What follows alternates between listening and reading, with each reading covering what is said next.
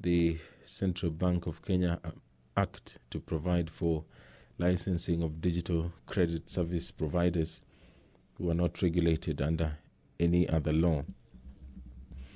The current position, according to the Chairperson, Departmental Committee on Finance and National Planning, there is no legal framework governing digital borrowing platforms. As such, the Central Bank of Kenya will have an obligation of ensuring that there is a fair and non-discriminatory marketplace for access to credit. The Kenya Roads Amendment Bill, National Assembly Bill number 13 of 2021, is also in the order of business this afternoon. The principal object of this bill is to amend the Kenya Roads Act number 2 of 2007 to align the Act with the provisions of the Constitution with regard to the auditing functions of the Office of the Auditor General. The Act currently refers to the defunct Office of the Controller of Budget and the Auditor General.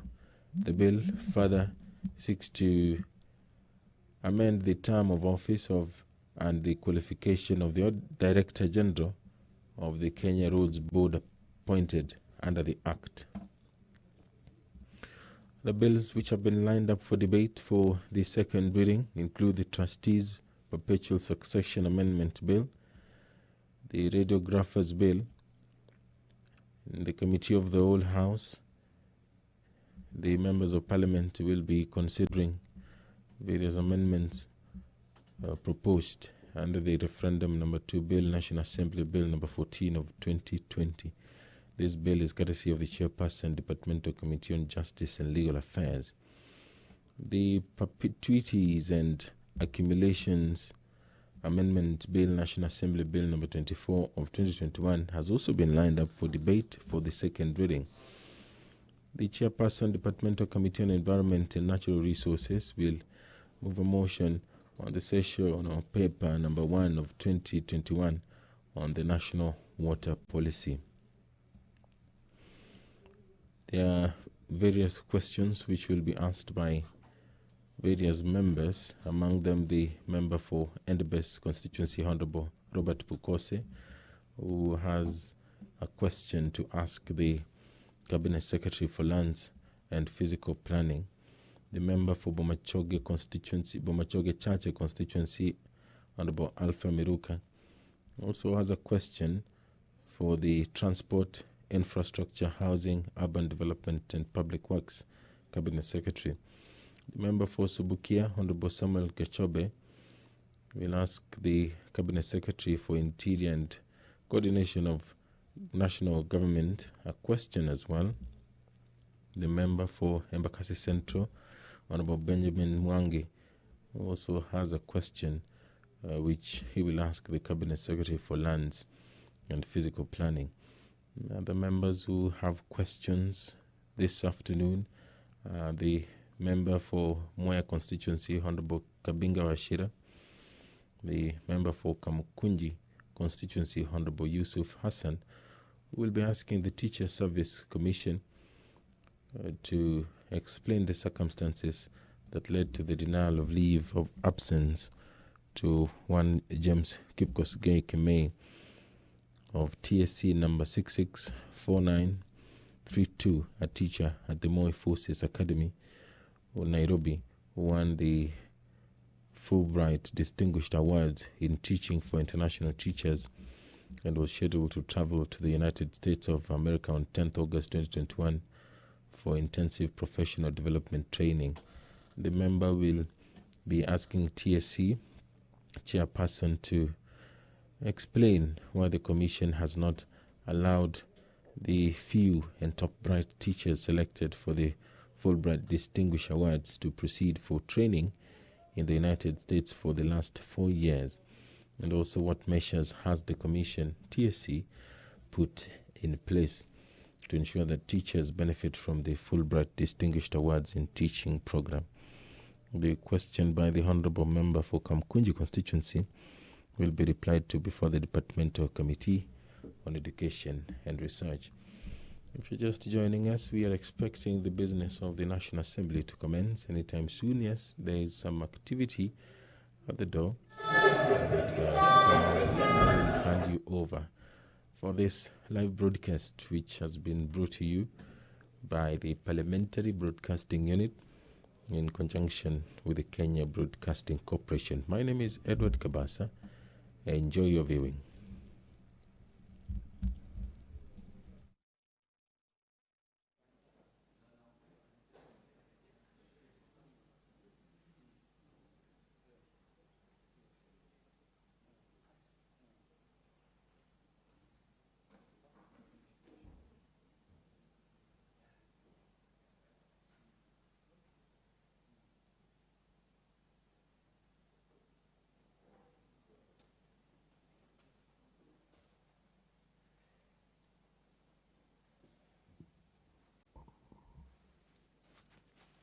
Let us pray. Almighty God, who in your wisdom and goodness have appointed the office of leaders and parliaments for the welfare of society and the just government of the people, we beseech you to behold with your abundant favor us, your servants, whom you've been pleased to call to the performance of important trusts in this republic.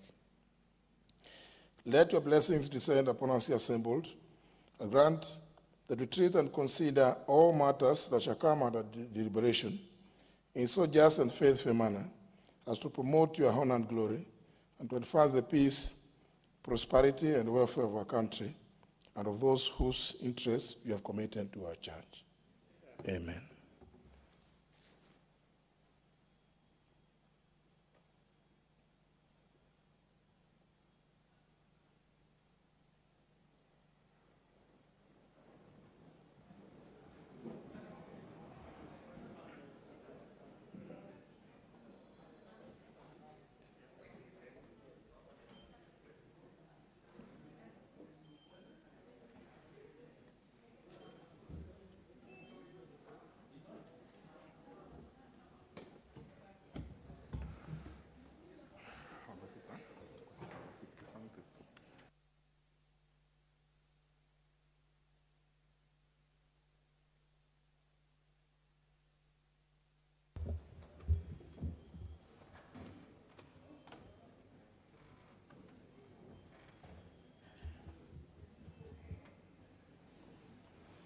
Guess that.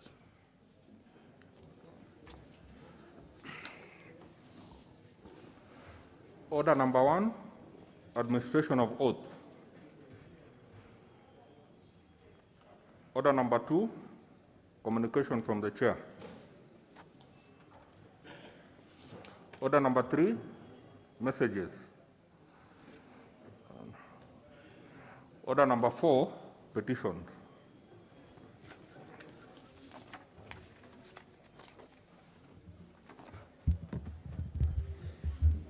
Honourable members, starting order 225, subsection 2, paragraph B requires the Speaker to report to the House any petition other than those presented by a member.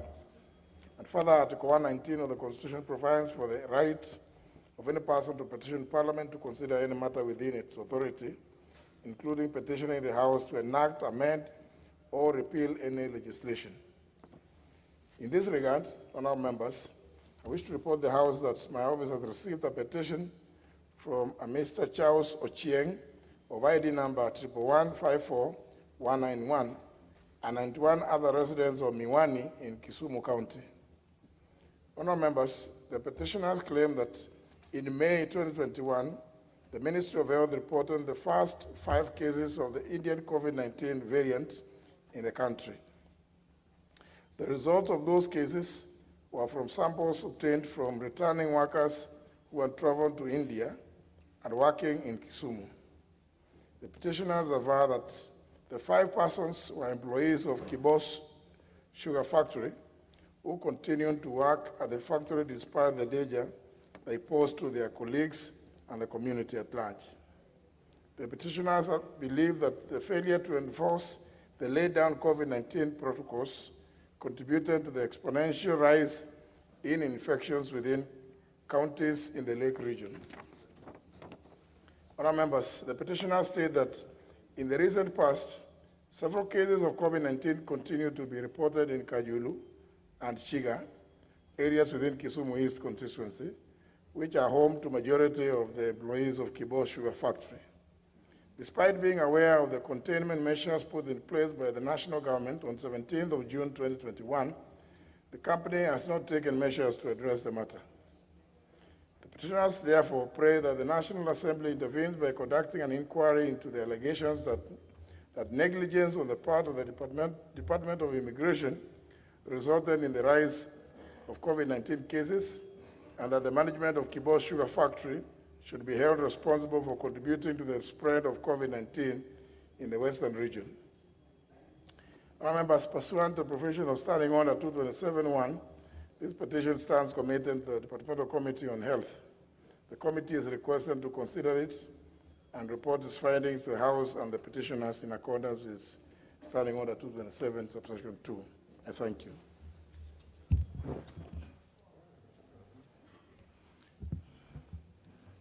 Barasa. Thank you, Honorable Speaker. While the petitioner has a right to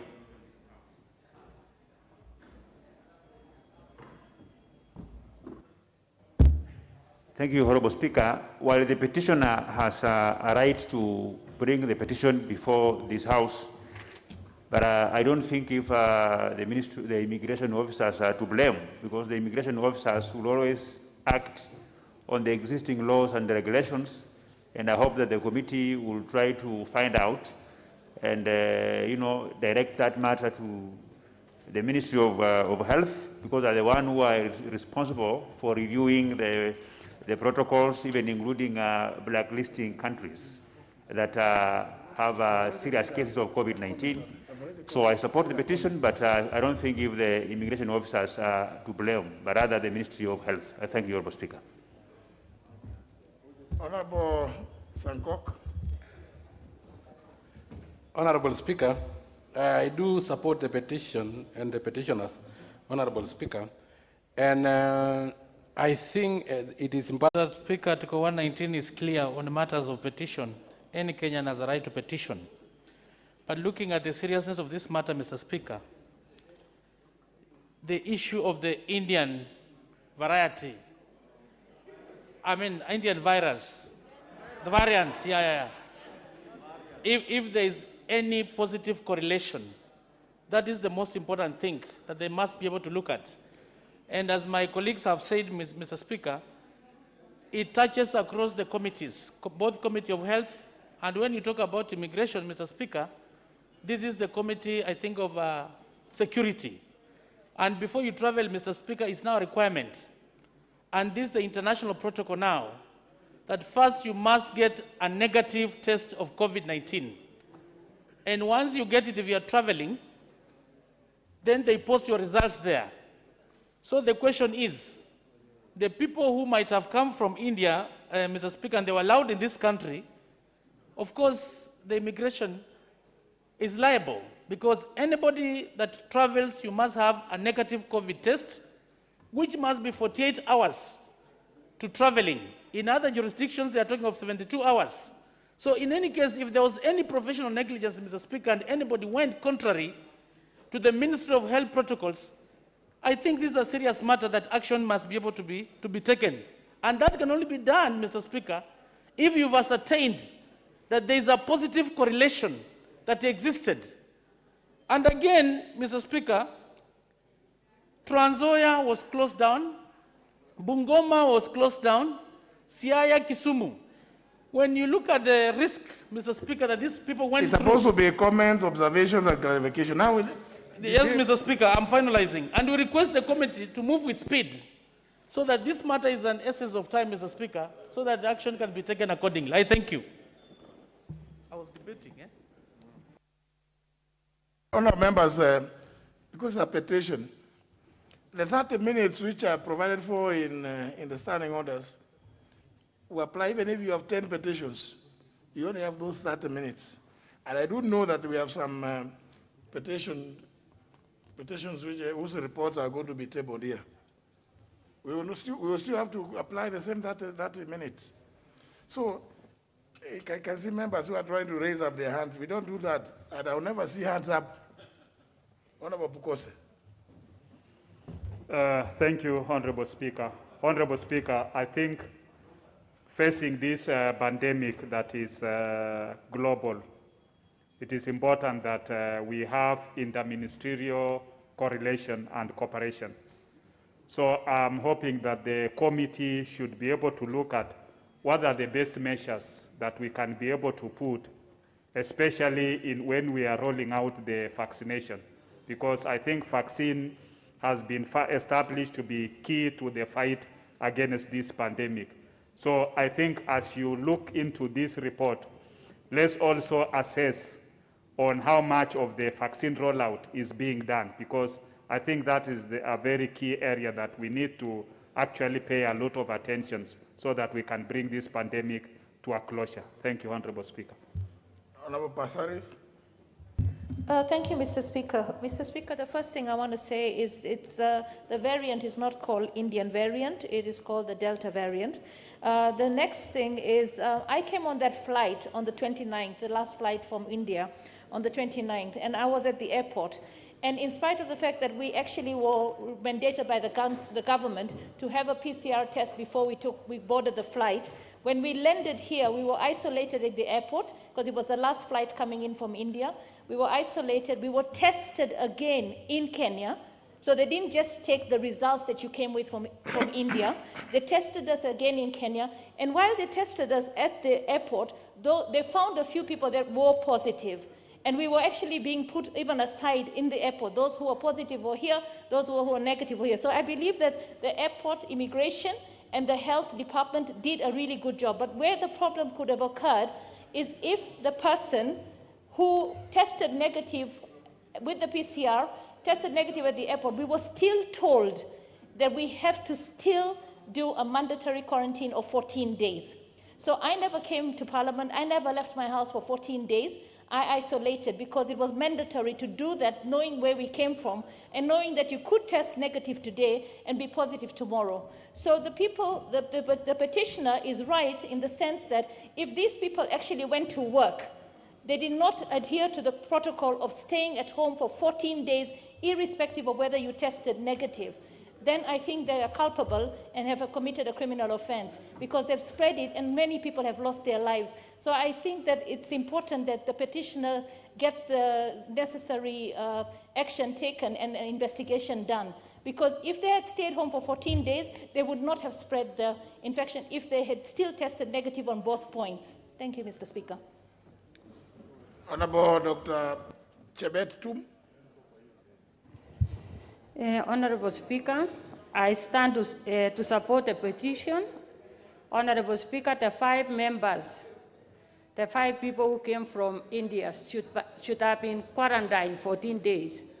The Indian variant or Delta variant is a dangerous one, and I don't know why the people of Kibo's factory just left those people to roam about. Honorable Speaker, that variant was transferred to Nandi County by somebody who is a dealer. And he came to Nandi and he was sick there. And 16 people or 15 people from Nandi County, where I come from, got a variant from Kisumu. Honorable Speaker, we really need to take care of our people. When we go outside the country, there are some countries you cannot go. You have to stay 14 days. So I don't know why Kenya, we are so easy. We just allow people to come anyhowly to the country. Honorable Speaker, I was the first person to give a statement on COVID-19 in this parliament. And it is my opportune time to let the people of Nandi know that I do speak so that those who are used by my opponents know I'm an active member of this parliament. They should not only, Honorable Speaker, discuss about Makufuli. I made a mistake, I said Makufuli instead of Makufuli. Honorable Speaker, let them see the positive. I contribute here.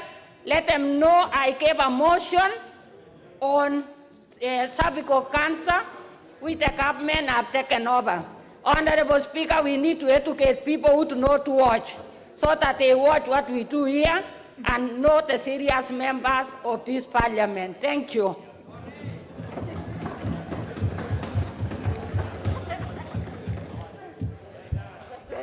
Member for Emuaya. Honorable Speaker, thank you. Despite the other connotation brought in this particular petition, I want to say that I support it. We, the people of Western and especially around Luanda to Emuhaya towards the other side, we really suffered. And I'm telling you, we have been losing people to the extreme of even 36 per week or even more. And this was exacerbated by the meeting that was in Kisumu, was it Madaraka or whatever it was. Honorable Speaker, we have suffered because of Delta. Because originally our areas had been fairly safe, but finally we were attacked by the Delta. So let the immigration, or whether it is health, or whoever it was, be investigated and held liable for having allowed this Delta thing to arrive right from Kisumu. Then we suffered collateral damage as neighbors. Thank you, Honorable Speaker. We suffered. Member for makwiny.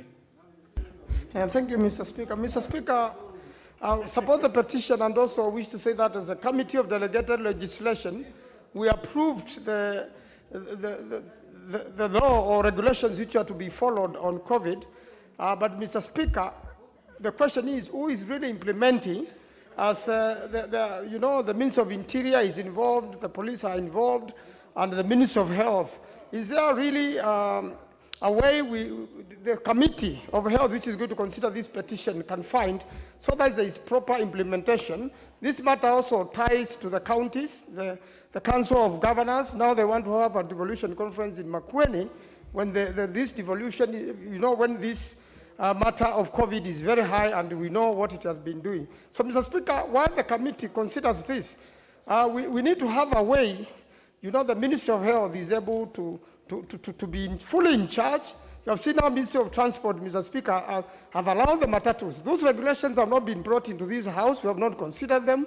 And you can see the damage is likely to cause, Mr. Speaker, because of the Delta variant. I thank you. I think this House must really take charge of the situation, and the Committee of Health must be firm, Mr. Speaker, so that the regulations are followed and proper ones are implemented, so that they are not made every day by government, and then they are not brought to this House, Mr. Speaker. I thank you. Member for Wajir South. Thank you very much, Mr. Speaker. Mr. Speaker, the petition is well valid as far as I'm concerned. It is an issue that really has put us into a serious situation. Wajir South last week has lost, particularly Habaswein sub-county, has lost about 7 elders because of this variant, and many other are currently in ICU. It is a challenge. It is an issue that we really need to address head on, but the petitioner is validly arguing the case that this is an issue that must be taken as a national matter, and therefore we mourn. If he does, he's a different man in different waters, Mr. Speaker. We know very well, Mr. Speaker, that the first train came from India, Mr. Speaker. How it moved into this country, Mr. Speaker, we didn't take much concern. Now we also knew that the second one, Mr. Speaker, the Delta variant. You know what are intervention buttons? If you don't know, please just take some few minutes. You'll be educated by the staff. Or you ask your colleague. Don't just keep raising your hand up. We don't operate through hands here. Just intervention if you want to speak. Unless you want to do some other things, like doing jigs. Next order. Order number 5, papers. Majority whip. Thank you, Honorable Speaker. Honorable Speaker, on behalf of the Majority Leader, Honorable Speaker, I beg to lay the following papers on the table of the House today, Wednesday, August 11th, 2021, this afternoon sitting. 1. Report of the Auditor General and financial statements in respect of the following institutions for the year ended 30th June 2019 and the certificates therein. A. Kenya Copyright Board. B. Kenya European Union Partnership for the Implementation of the National Strategy for Counter-Violent Extremism in Kenya. C. National Crime Research Center. And D. Kenyatta University. 2, reports of the Auditor General and financial statements in respect of the following institutions for the year ended 30 June 2020 and the certificates therein. A, Mutembei University of Science and Technology, and B, Kenyatta University. Thank you, Honorable Speaker. Chairperson, Departmental Committee on Finance and Planning. Thank you, Honorable Speaker. Honorable Speaker, I beg to lay the following papers on the table of the House. Today, Wednesday, August 11th, 2021. Reports of the Departmental Committee on Finance and National Planning on its consideration of 1, the Poverty Eradication Authority Bill, National Assembly Bill, number 13 of 2020, and the Tax Appeals Tribunal Amendment Bill, National Assembly Bill, number 19 of 2021. I thank you, Honorable Speaker. Very well. Next, the Chairman, Departmental Committee on Administration and National Security.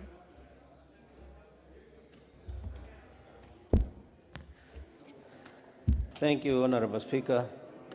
Honorable Speaker, I beg to lay the following papers on the table of the House today, Wednesday, the 11th August 2021.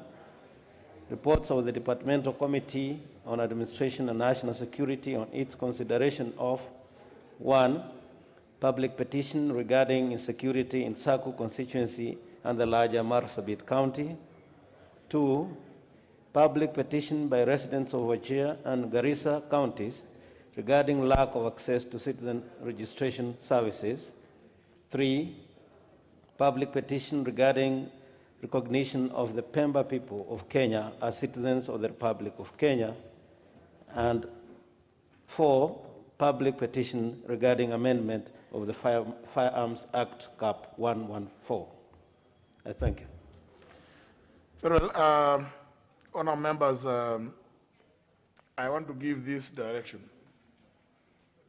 Given the peculiar nature of those three public petitions,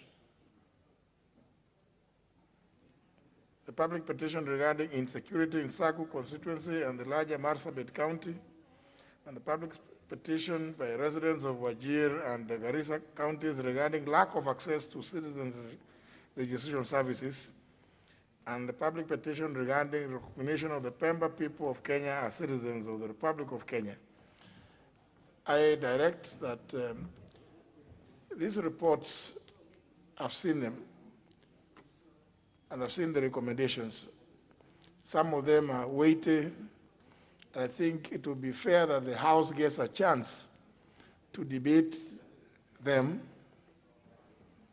and appropriate resolutions be made so that implementation can then be followed, can take place after the House resolves one way or other, as recommended by the committee. They are too weighty to be just left as just reports. So I will not, we will not deal with them here by way of comments, observations, and clarifications, because if we do, we will not really get to the bottom of. And I would urge members to look at the three reports. They are important. So, in the course of next week, I'll give some days when they should be debated. For the first one should be on the order paper on Wednesday next week. Wednesday next week.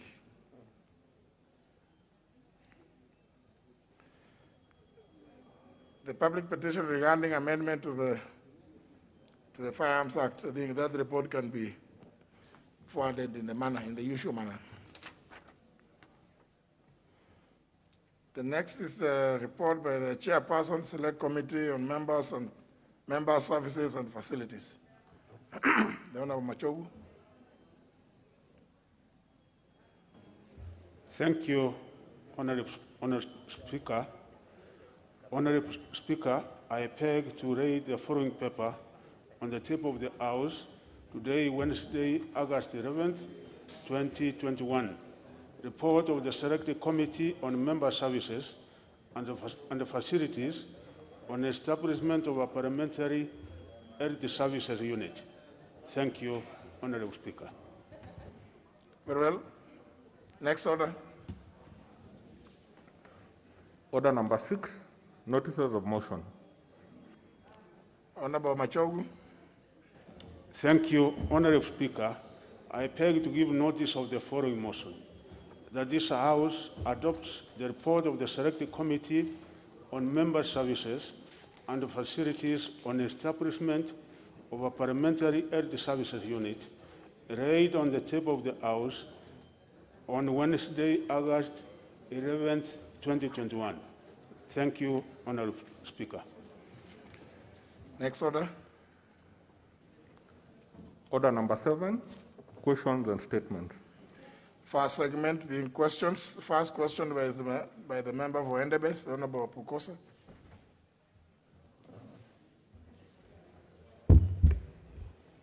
Thank you, Honorable Speaker.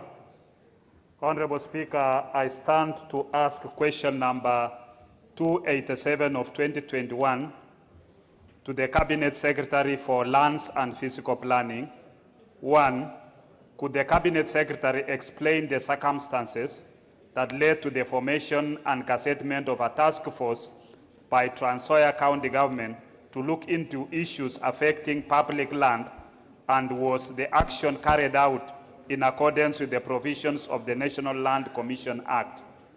2, could the Cabinet Secretary also explain the criteria used in the appointment of members into the said task force and confirm whether factors including regional, gender, and persons living with disabilities were taken into account as required by the Constitution of Kenya?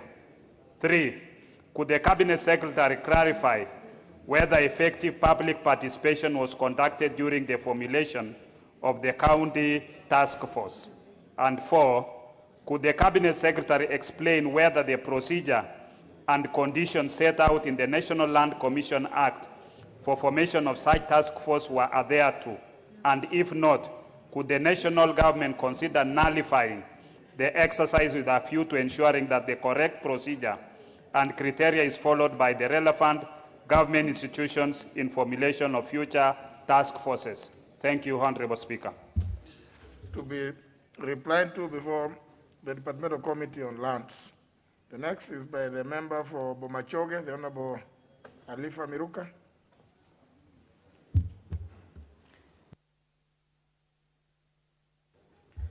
Thank you, Honorable Speaker. I stand to ask question 296/2021 to the Cabinet Secretary for Transport, Infrastructure, Housing, Urban Development, and Public Works. Item number 1, could the Cabinet Secretary provide the status of construction of the 75-kilometer road Omoringam, Kenyenya, Ibencho, Mugambi, Nyamasege, Ogembo, Ikoba, Mises, Motonto, Ogembo Road in the Bomachoge constituency, and indicate when the said road is expected to be completed? Item number 2, could the Cabinet Secretary provide details of the contractor awarded to the said contract and indicate the amount of money that has been paid to date for the project? Number 3, could the Cabinet Secretary explain actions taken against foreign companies who are awarded contracts for such a huge projects but fail to deliver? Thank you, Mr. Speaker. The question will be replied to before the Departmental Committee on Transport, Public Works, and Housing. The next question is by the member for Subukia, Honorable Gashobe.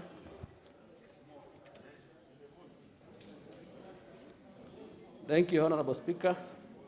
I like to ask question 297/2021 to the Cabinet Secretary for Interior and Coordination of National Government.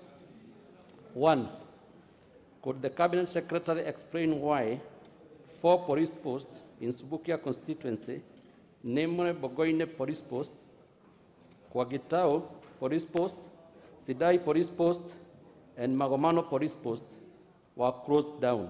2, what measures has the ministry put in place to curb insecurity and guarantee security to the residents of Subukia constituency, considering that cases of insecurity are on the rise since the closure of the said police post?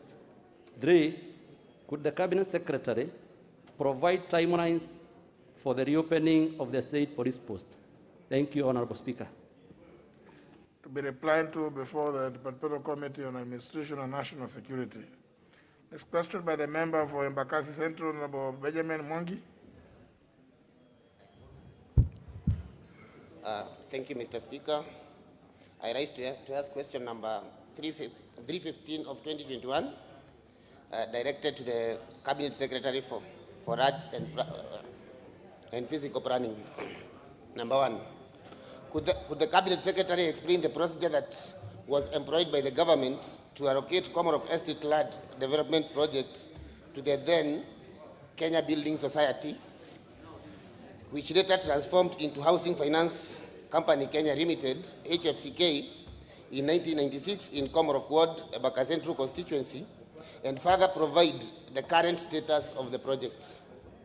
Number two, could the Cabinet Secretary confirm the total acreage of land that was allocated to the said company, considering that approximately 3/4 of the total land in Commonwealth Ward in Embakasi Central constituency is occupied by HFCK?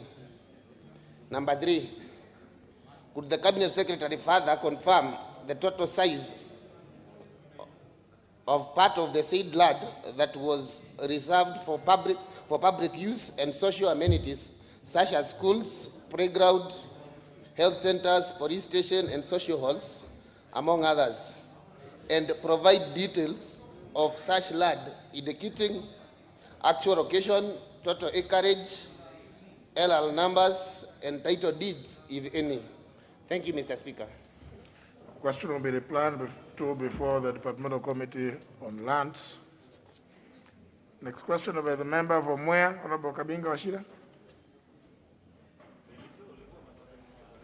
Thank you, Honorable Speaker. I stand to ask question number 317 of 2021, directed to the Cabinet Secretary for Lands and Physical Planning. And Honorable Speaker, number one has an error. I will read it in the correct form. One, what is the status of ownership of a parcel of land measuring approximately 1.75 acres, originally preserved for the construction of a cattle dip at Difathers Township in Mwea constituency, Kirinyaga County, which has allegedly been illegally acquired by private developers? Two, could the Cabinet Secretary clarify whether the original acreage of the same land has been altered and provide the current acreage on the ground? Three, could the Cabinet Secretary also clarify whether there has been any attempt to subdivide the said parcel of land, and if so, who are the intended or actual beneficiaries? And four, what steps is the ministry taking to ensure that the said parcel of land is preserved for the community and utilized for the intended purpose, and further, that a title deed of the land is issued? Thank you, Honorable Speaker. Question will be replied to before the Departmental Committee on Lands. The next question is by the member for Kamukunji, the Honorable Yusuf Hassan, who has written to request that it be deferred to some later dates, and that request has been acceded to. So question is deferred. The next segment is about statement responses, and we have responses to various statements.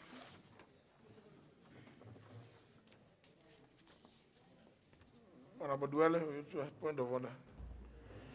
Speaker, thank you very much for indulging me. Speaker, I want to thank the chair of the Committee on Security. He has tabled the report on my petition on double registration. And the Speaker, I also want to apologize for coming late. You have given direction that the matter be discussed next Wednesday. And Speaker, I really wanted the chair before Wednesday. There was a task force which I sought in my statement, which led to this matter done by government. If we could have the task force report before then, so that as we debate this matter, we can also get what the government, which they have recommended. They are saying that must be adopted. The task force that included the National Bureau of Registration, the National Government Administrative Officers, the elders, and the Immigration and National Intelligence Service. That report, it was a public task force used taxpayers' money. I'll be very happy, Mr. Speaker, if that can be availed to the House. But thank you for that direction. Very well. Fortunately, the chair of the Committee on Administration and National Security is the one who is going to make responses to all the statements. Maybe he could also address that point. Honorable Mwadi.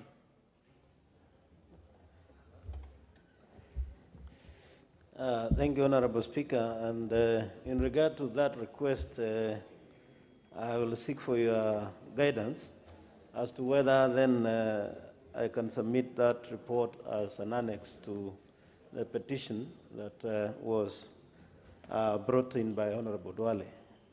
If you guide so, then I'll be able to do so. Yes, during debate, I think it will be, you would be perfectly entitled to do so as the chair of the committee. Thank you, Honorable Speaker, I'm guided. Then, Honorable Speaker, I have responses to 4 statements. So if you indulge me, I could start. Yes, thank proceed. you. The first one, Honorable Speaker, is the response to a statement sought by Honorable Paul Mwirigi, MP, Igembe South constituency, who requested, among other things, to be informed of the following.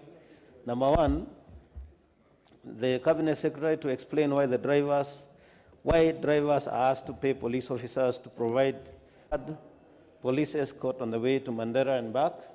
4, to explain whether the government can consider licensing miraa traders and drivers to hold guns for their safety since they pass through sections that are prone to attacks from terror groups such as Al-Shabaab.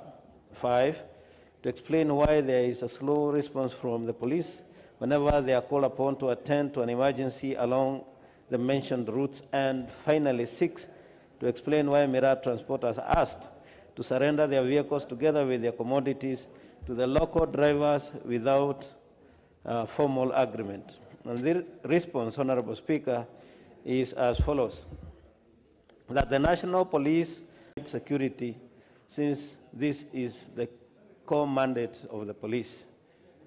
Secondly, that all road barriers within Mandera are manned by National Police Service officers under supervision by their respective commanders, and appropriate strategies have been put in place to ensure the movement and security of all traders, including miraa traders, are well secured all the way from Kotulo to Mandera and Takaba to Mandera and back.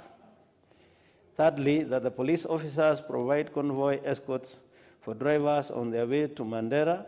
However, we noted that miraa drivers most often than not do not seek police escort and prefer to operate on their own. The next point is that the Kenyans who meet the legal requirements to possess firearms are allowed to apply for license to acquire civilian firearms as per the Firearms Act, Cap 114, Section 5(1) of the laws of Kenya. And finally, Honorable Speaker, is that whenever an incident is reported, police officers act on the same promptly despite the communication challenges in the area. It is also advisable that all traders, including miraa, to report to authorities any form of intimidation and enable investigations to be carried. I thank you, Honorable Speaker. That's a response. Honorable John Paul Mwirigi. Thank you, Mr. Speaker. First and foremost, Mr. Speaker, I want to thank the chairperson for the response. But, Mr. Speaker, after going through the response, I have seen that the response are not satisfactory. Because, Mr. Speaker, the response are obvious. They are explaining, Mr. Speaker, the duties of the police officers. But the CS, Mr. Speaker, did not go to details to the questions which I had asked, because they are not responding the way and asked those questions. For example, question number 1, I was asking why the drivers are asked to pay the police officers in order for the escort to be provided. But, Mr. Speaker, in response, they have just told us the way the police provide the escort. So, Mr. Speaker, I would seek your indulgence, Mr. Speaker, to request the CS to answer or to respond to my statement to satisfactory, because for example, the last question number 6, is not responded. It is not attended to, because the question to the chairperson, I wanted him to explain why Mira transporters are asked to surrender their vehicles together with the commodities. But, Mr. Speaker, there is no response regarding that to explain why they are requested to surrender. Mr. Speaker, remember this petition which I was seeking here, 3 people were killed on the way. There is no explanation to why or to the measures the ministry is taking to ensure that these people have already gotten the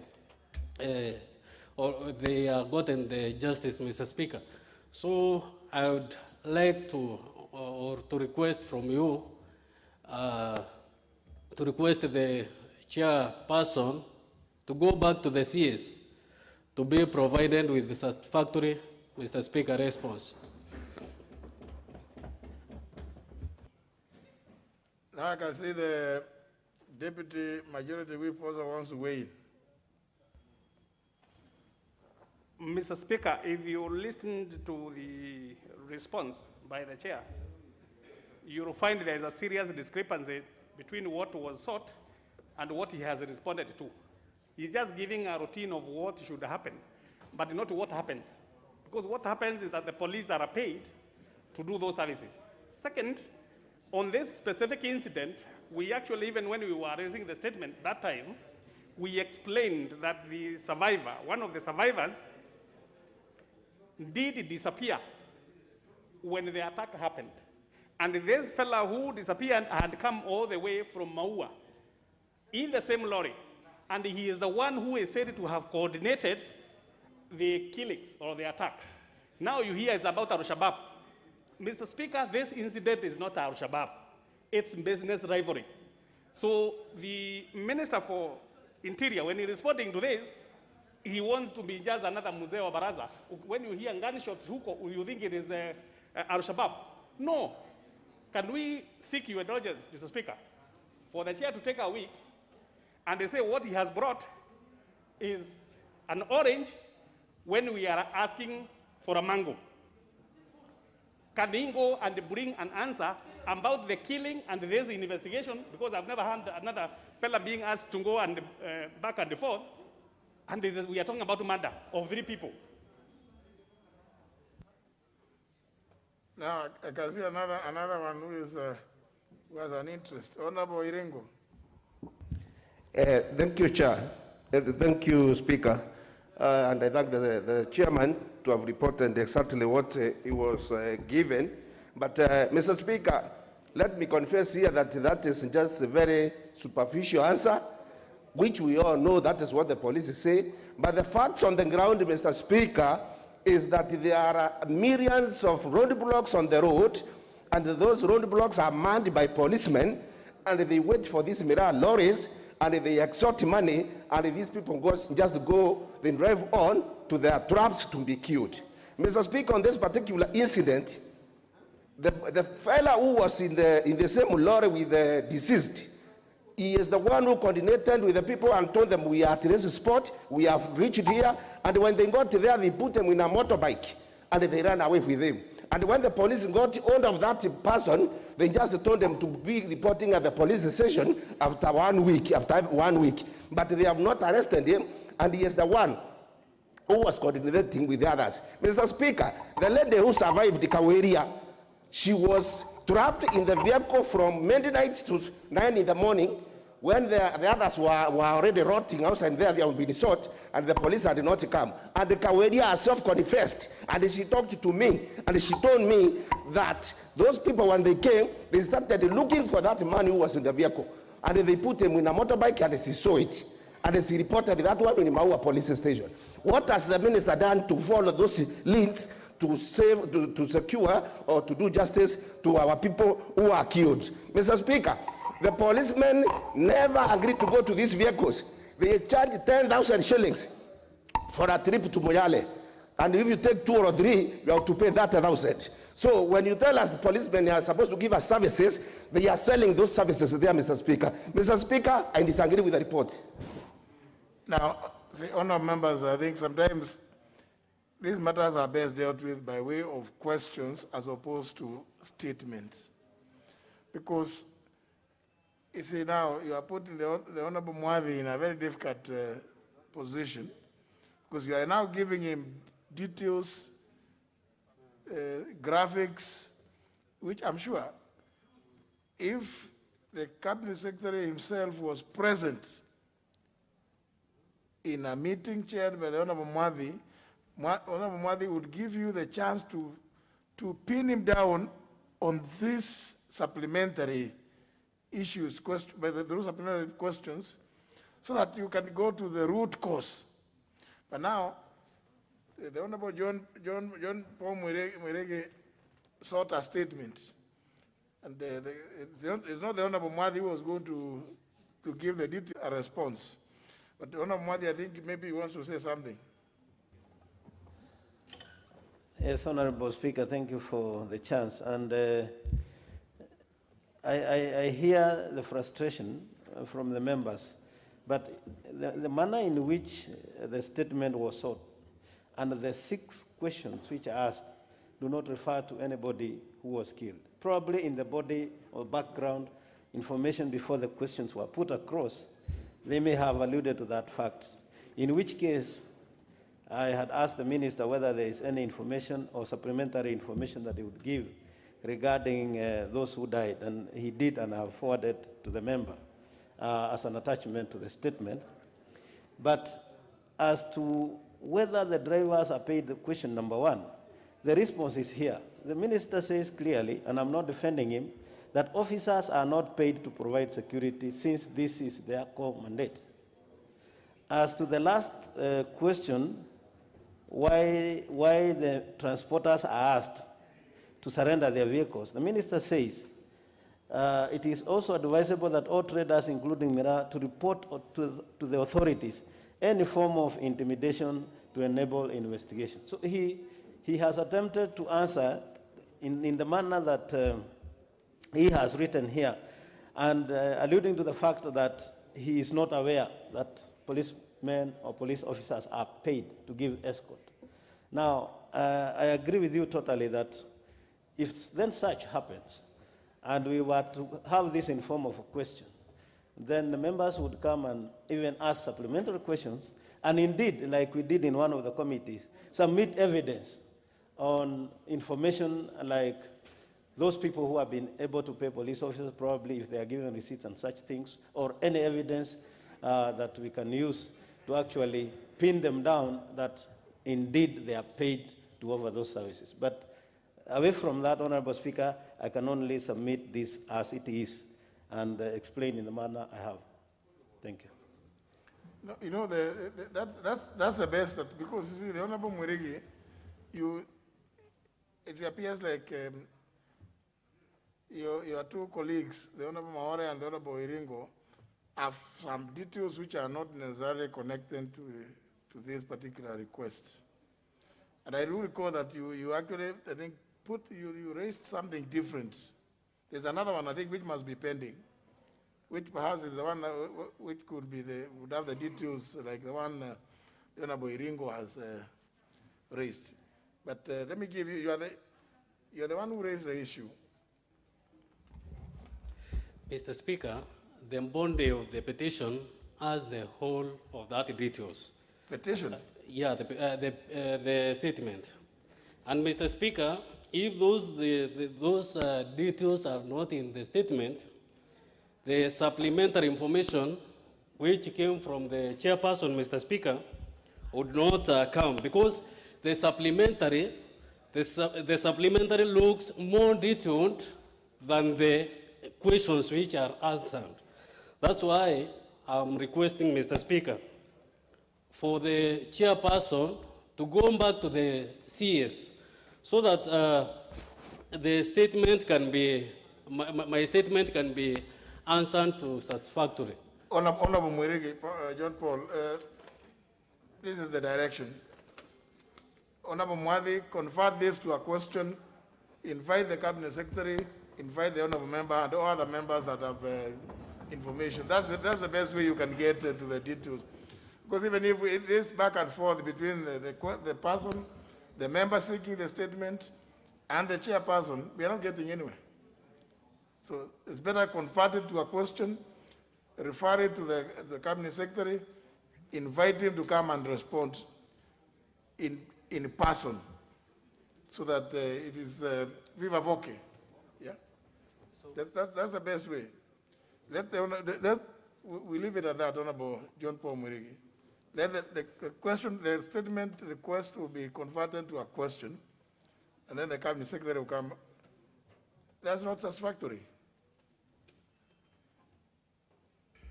Mr. Speaker, also, it is going to hear from the chairperson when the question will be available so that it cannot take long. Because the people who we are discussing here, Mr. Speaker, are deceased, and the families want quick response from the Minister of Interior.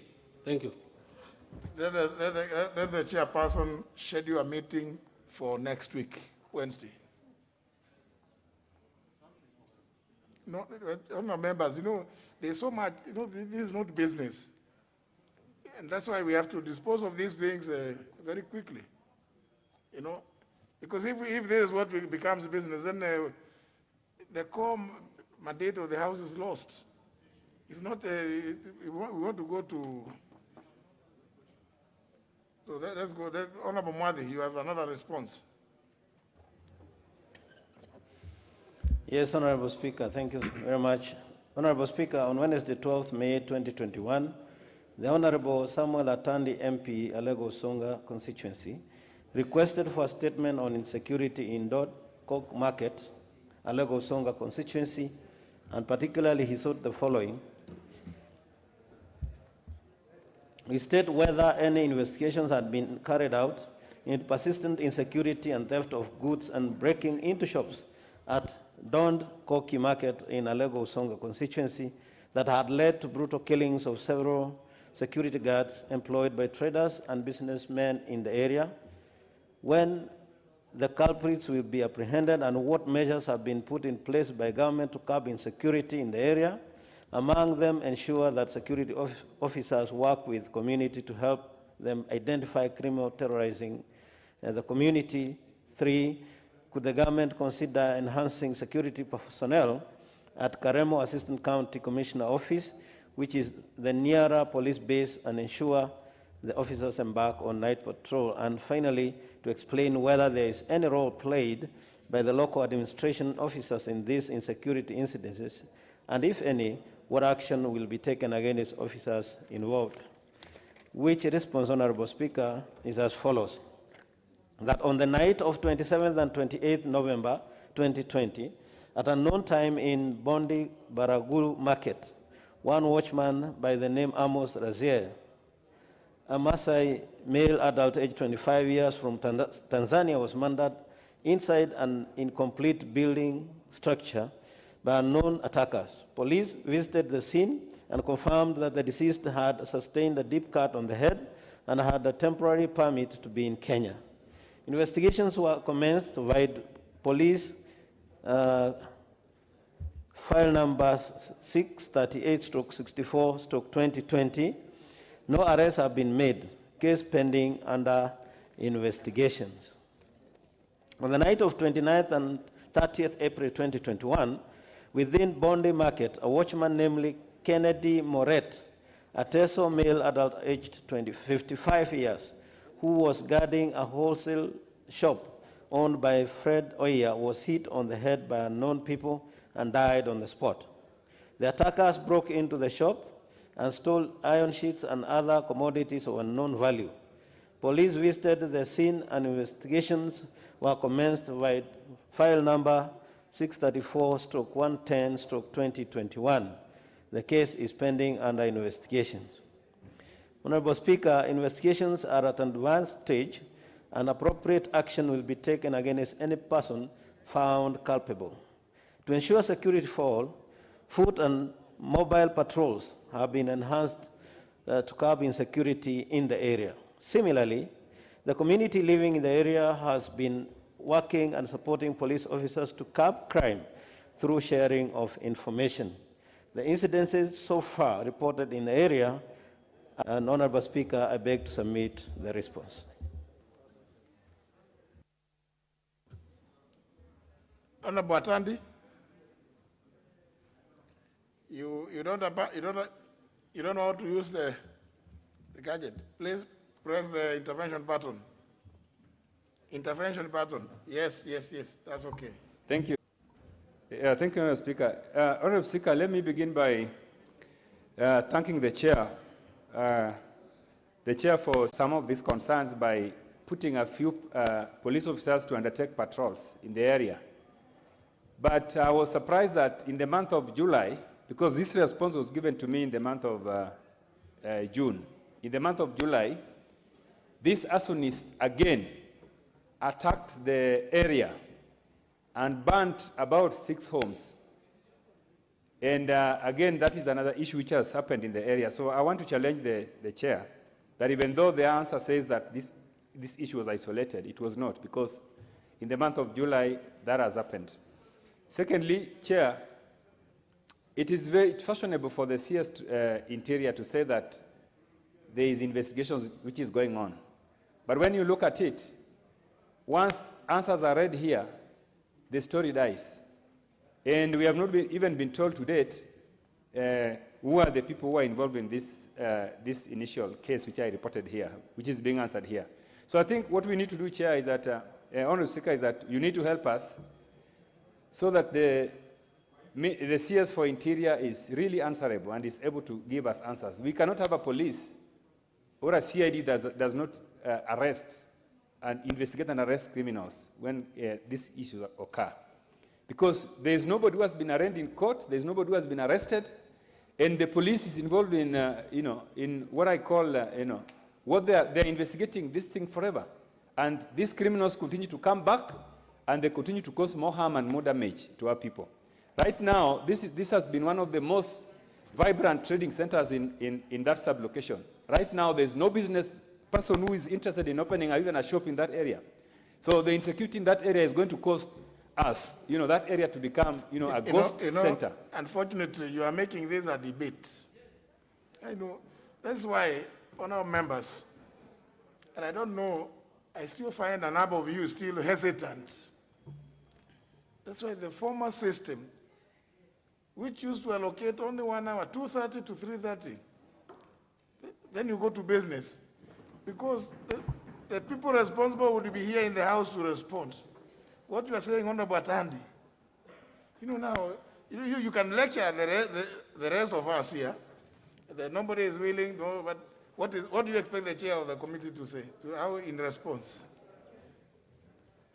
Yet, you chose the route of a statement. Now, you are saying that the chair should do this, the chair should do the other.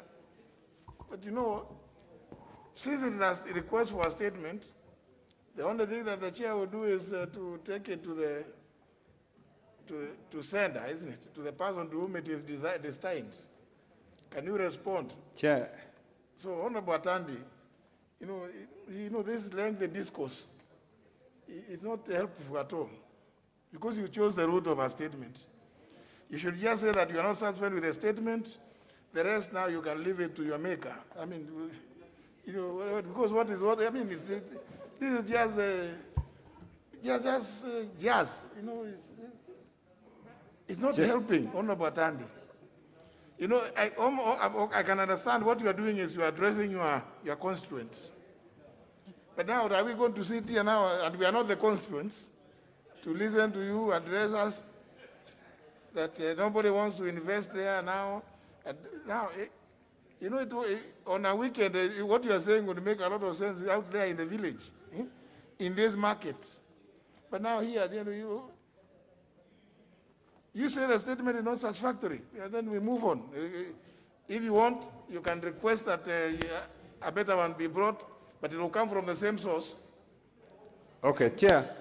Honourable Speaker, what I'm saying is that the response is inadequate, and I'm just trying to explain that even though in the response it is very clear that the CS is saying that the investigations were being done, it is now 2 or 3 months before anybody is arrested. So I don't think that is really something which is out of context. But anyway, I want to say, Honourable Speaker, that I agree with your direction, and I want to say that the statement is not satisfactory because it is actually a complete lie. There's nothing that has been done to this effect on the ground. Yeah, what does the chair you've had is a complete lie. Now you say it's a complete truth. Where do you go from there? Honorable Speaker, what I have read... This house and the other house are fully seized with authority constitutionally to address this problem by looking at Article 152 of the Constitution. Sort out this problem, you guys, you members. I mean, because you know, if the Honorable Mwali was the Cabinet Secretary for Internal Security, and you challenge him in the manner that you have, everybody would hear. And I will also be available to direct that go and bring a more satisfactory answer. But now, what do I tell you? I tell him to go and bring a more satisfactory answer from where? You still go to the same CS, because he doesn't sit in the executive. And you will begin now. Let's hear now from the Honorable Mwali, the chair of the committee. Honorable Speaker, I don't know what the honorable member is saying is a complete lie. Whether he's saying I didn't read what I was given by the Cabinet Secretary.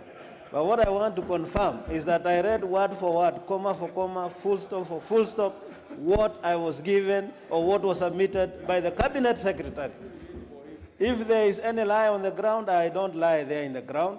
I don't know where the ground is, but I have brought it as it is. And I think, Honorable Speaker, you are guiding this House properly, that maybe probably it's a time you don't even start asking for statements. And you bring matters in the form of questions so that we can invite the Cabinet Secretaries, and then you can now, one-on-one, face the Cabinet Secretary together with any other interested friends of the committee to address the issue comprehensively. So, Honorable Speaker, I can only state what has been given to me, and I have no facts on the ground. I am not in charge of the police officers on the ground, not the ACCs on the ground. There is a system through the executive which is in charge. So only I've done is to convey the answer as given by the Cabinet Secretary. Honorable Speakers. Let me listen to the point of order by the member for Mwaya. Thank you, Honorable Speaker. And I want to thank you for the direction you are actually giving, because we have seen severally good statements brought here, and I remember vividly one that was so passionate to me by Malulu Njendi, but it was a statement we could not be pursued further. So we are really actually changing to go to questions. But I want to inform you, Honorable Speaker, that even the questions, when we ask them, that particular minister does not answer them. Last week, this document was read here, and you remember I had complained about the same scenario the other time. And this time we were given a paper which showed which time the MP should come for his particular question. So I came much early, Honorable Speaker, at 9, and I was told, no, your question is at 2. Went to do my business, came back at 2. No person was available to answer this question. I called the clerk because the number of the clerk was on this paper, which I'm holding here, Honorable Speaker. And the clerk said they had got information just an hour to 2 that the minister was not coming. So there's a much deeper problem with that particular department of the Ministry for Interior. And it's high time, Honorable Speaker, directed that the minister be told to also come and answer those questions as we go the direction of questions. Thank you, Honorable Speaker. No, members, but there's nothing to debate. See, the problem is you want to begin venting on this. Eh? No, it is not done that way. No, I mean, you'll be cry babies. Hmm? You'll be crying to who? The Honorable Mwadi has told you that he doesn't know what is on the ground, which is the truth. The person who knows what is on the ground has given that response. Because, and that's why it's unfortunate. But there are several others. From the same. Now let's hear this other statement now from. Is it the one by the member for Turkana East? Honorable Speaker, I have 2 more, and you realize that I have several. Even in the morning, I read 2 of them because I'm trying to clear the backlog, which has been in the committee. That's why I'm bringing them in these numbers. But I have 2 more. One which was sought by Honorable Dido Raso, and then the one for member for Turkana. Turkana East constituency. Yes. So, Honorable Speaker,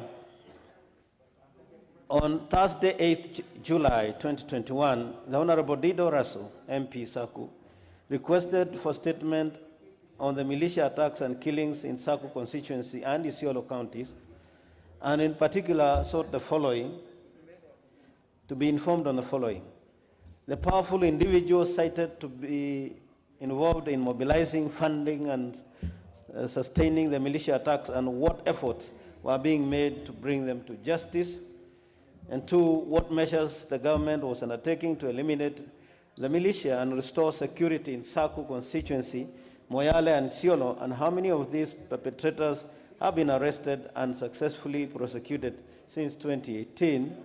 And finally, what efforts were made to recover the stolen livestock which was raided in the full glare of security forces, and what efforts has been made to compensate.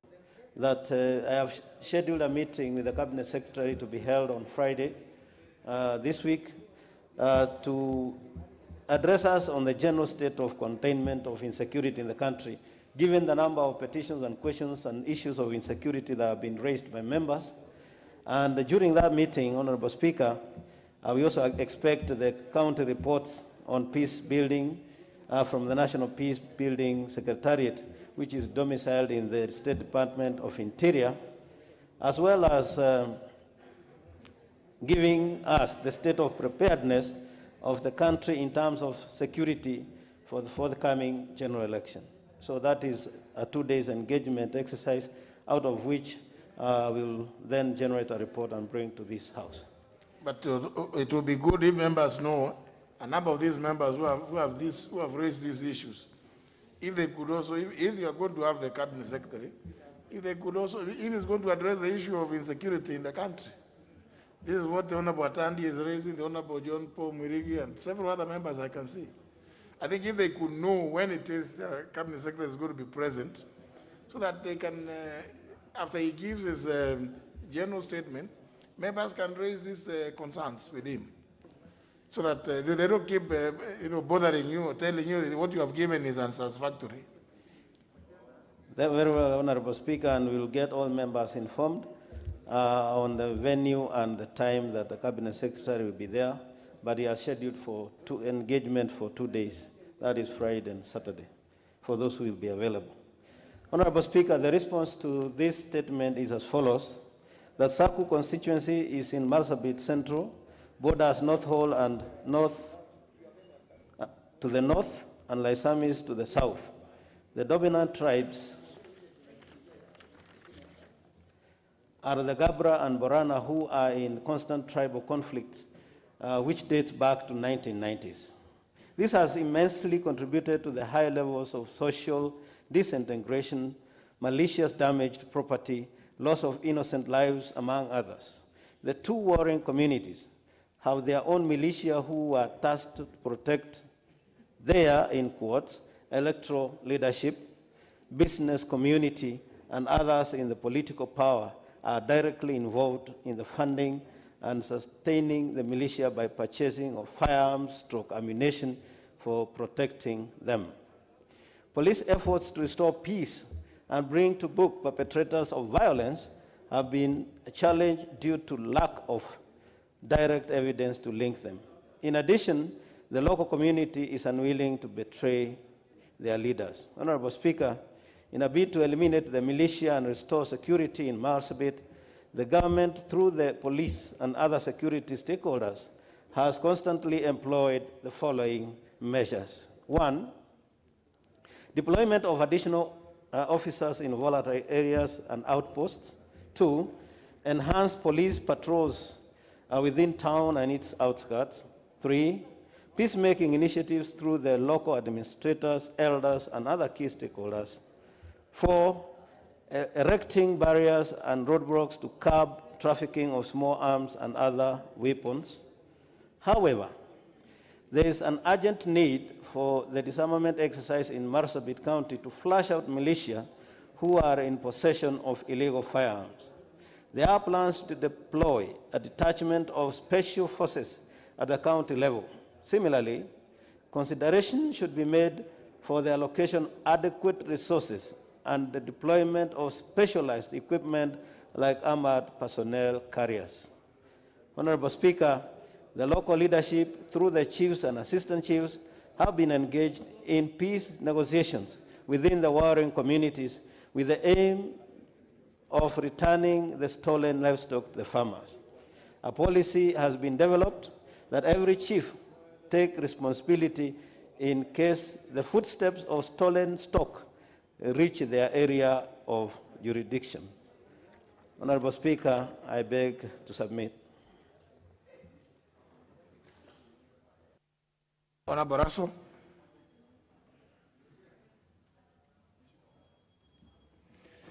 Thank you very much, Honorable Speaker. I also wish to thank the chairman. I don't want to shoot the messenger, but what is clearly coming out is the failure of our security system and paralysis of government, where we are being told that politicians have militias and nothing is being done. Honorable Speaker, I want to thank you for your immediate ruling that we need to debate the petition that I made on the floor of this House. I think during that petition, a lot of issues are going to come out. I also want to thank members of this committee who traveled to Marsabit, and they were able to listen to issues that were raised by different communities who live in Marsabit. And to a great extent, I think at the end of the day, the responsibility must lay somewhere. Kenya is not Somalia or any other failed state. In 30 years, I worked in KDF, and I know the capacity of this country to bring any issues under control fast and also viciously. But I think in this particular instance, my people have been failed by my government. But I will contribute during that report tabling so that some of the issues now we can bring it forward to the government apparatus and to see where things have failed and what should be done. I thank you, Honorable Speaker. But you see, the Honorable Judge Uganya, Honorable Russell is the one who saw the statement, or because of proximity? Thank you, Mr. Speaker, for the opportunity. And I want to join Honorable Russell in thanking Mr. Mwadi for the response. Mr. Speaker, sir, as you very well know, and the nation knows, it's a serious insecurity problem in Marsabit. And Mr. Speaker, sir, I totally concur with my colleague Russell that it's because our government have failed to provide leadership and deal with the issue of insecurity that it has come to this level. Mr. Speaker, sir, now that this House is seized of this matter, I really hope during that debate we'll be able to come to the bottom of this problem. Mr. Speaker, sir, I also want to thank the President who took leadership in this issue and actually convened all the leadership of elected leadership of Marsabit County to State House to enable us to deal with this issue once and for all. Mr. Speaker, sir, I think the resolution from this House and the resolution of this House, I strongly believe will bring lasting peace to Marsabit. I thank you. Well, I hope as many members as possible will have an opportunity to look at that report, because I saw it's a detailed report on that petition, so that also in debating, we debate it objectively, so that the resolutions that the House passes will be capable of implementation, failing which then the House can take the necessary action against whomever it is that is bound to implement the resolutions. The Honorable Mwadi, I think, give us the next one. Thank you, Honorable Speaker. And in that last one, I'm sure during the debate on the petition, we'll be able to pick most of the issues. But again, I request members, especially those who have issues on serious insecurity, to get in touch with our Secretariat for information on the location and the timings of our meeting with the Cabinet Secretary. Honorable Speaker, the next request for statement was made on Tuesday, 8th June 2021, by the Honorable Rokiru Muhammad Ali, MP, Turkana East constituency, regarding the resurgence of cattle raids and killings in Turkana East. In particular, he requested to be informed on the following. One, what measures the government was taking to address the resurgence of raids of conflicts among communities in Baringo East, West Pokot, and Turkana East. B, the measures the government had put in place to stop further raids. C, what efforts were put in place to recover the stolen animals and arrest the perpetrators of such raids. And finally, 4, or D, urgent steps which were put in place to assist communities in those areas to manage and utilize the available resources and address the conflict arising from the boundaries. Which response, Honorable Speaker, is as follows. The Turkana East Sub-County is generally vast area covering 11,396 square kilometers, and that it borders Turkana South constituency to the west, Sigor constituency to the southwest, Tiati constituency to the southeast, and Samburu North constituency to the east. And the chronology of events that occurred as follows. One, that on 12th May 2021, and not 12th March, as put by the Honorable Member, gunmen believed to be Pokot bandits attacked Turkana herdsmen at Riet, a newly established Manyata situated about 120 kilometers north of Lokori police station, where there is no single security road, either as an entry or exit point. Police officers from the station visited the scene, which was established to be a Manyata called Napak Arengan. The attackers allegedly drove away 90 heads of cattle belonging to one Mr. Ekatapan. There was no clear indication that the bandits killed any Turkana herdsman, since nobody was found, either at the scene or within the neighborhood. Concerted efforts by police officers to return to the same areas on 13th May 2021 and on 14th May 2021 to trace witnesses bore no fruit. Even the local people who would have been eyewitnesses failed to verify whether there was any body. Additionally, there were no registration or stroke identification document bearing the names of Ekatapan Yolelel, Lowoi,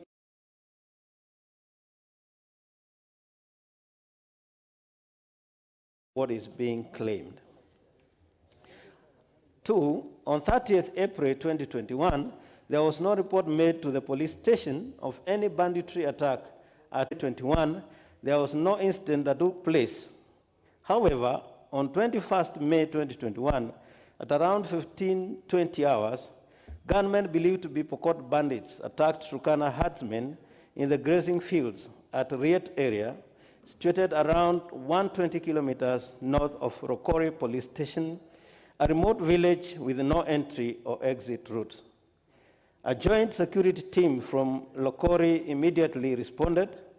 The team managed to recover 620 goats and 470 herds of cattle from the bandits, which were later handed back to the Turkana herdsmen. 5, that on 3rd June 2021 at around 09:30 hours, Pokot bandits indiscriminately shot at the residents of Lomelo village who were erecting a fence between the densely populated village and Silale Primary School, injuring 3 people as follows. 1, Arupe Naidokwang, a Turkana male adult aged 30 years, was shot at the left shoulder. 2, Musa Namaire, a Turkana male adult aged 25 years, was shot at the right shoulder.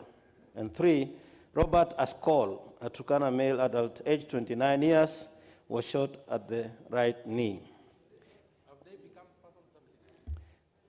The bandits exchanged fire with the rapid deployment units, that's RDU personnel, based at Lomelo, who repulsed them towards Silale Hills.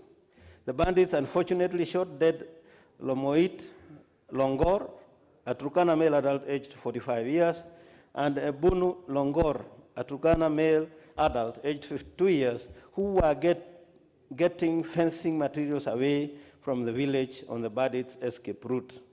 Nothing was stolen during the attack. The security team repulsed the bandits towards the direction of Tiati West and overpowered them.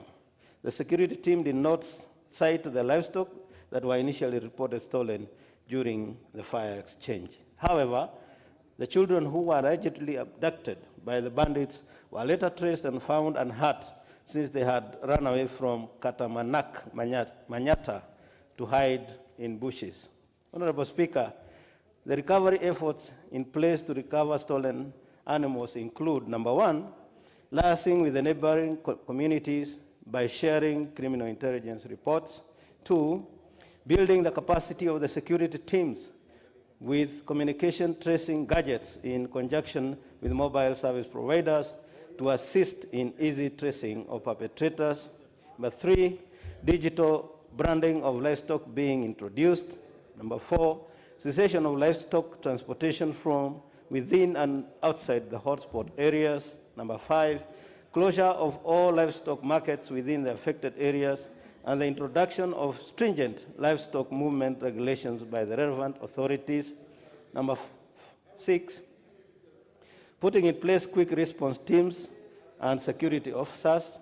Number 7, encouraging the community leaders in peace forums in mentoring and advising the local population to embrace modern means of growing their economy and doing away with the retrogressive culture of cattle rustling. Through thorough investigation, that's number 8, thorough investigations into any reported incident on attacks. Honorable Speaker, the measures the government is taking to address the resurgence of raids or conflicts among communities in Turkana East include the following. 1, sharing of criminal,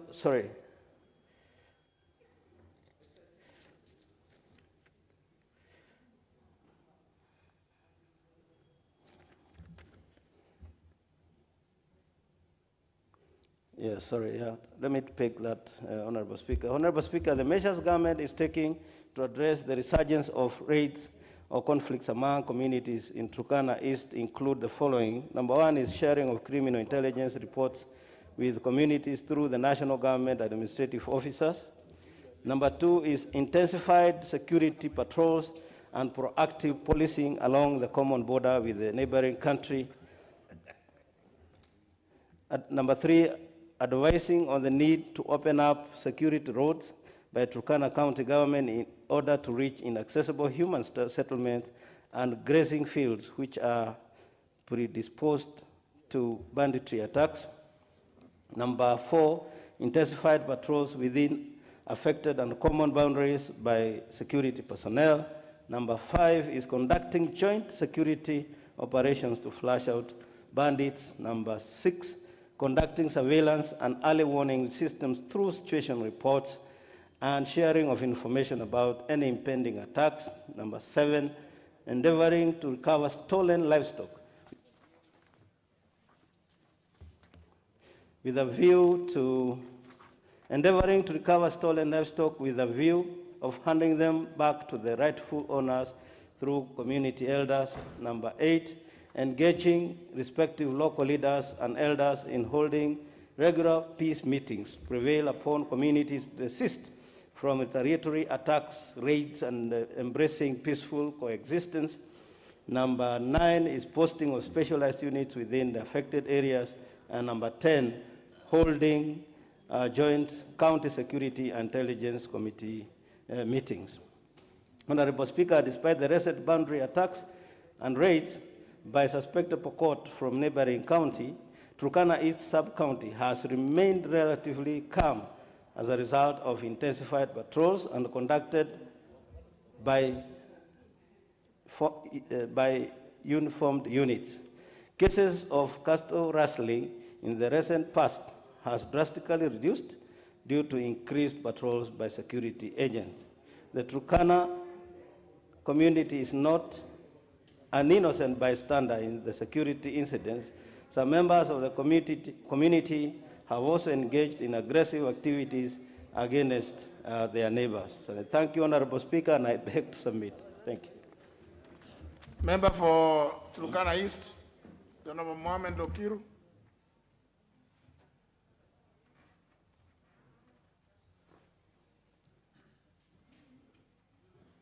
Now, honorable members, again, now if your request is being made, your statement is being read out and you are not in the chamber, again, that is not very good.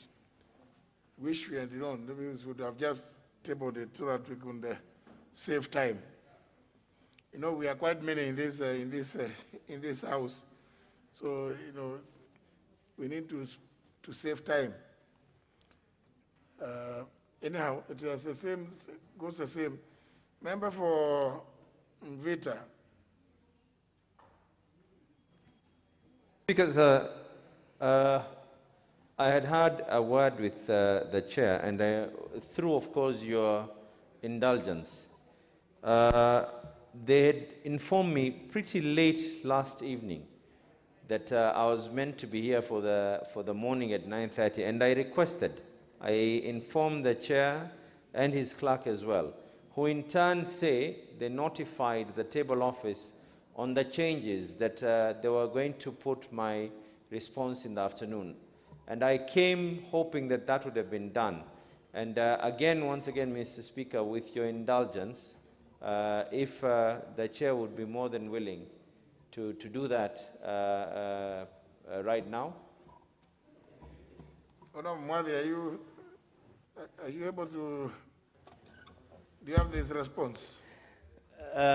Yes, I did, but what happened in the morning, the speaker then told me to submit, and I did submit to the clerk the same response. So I don't have it here. So the statement has been tabled? Yes.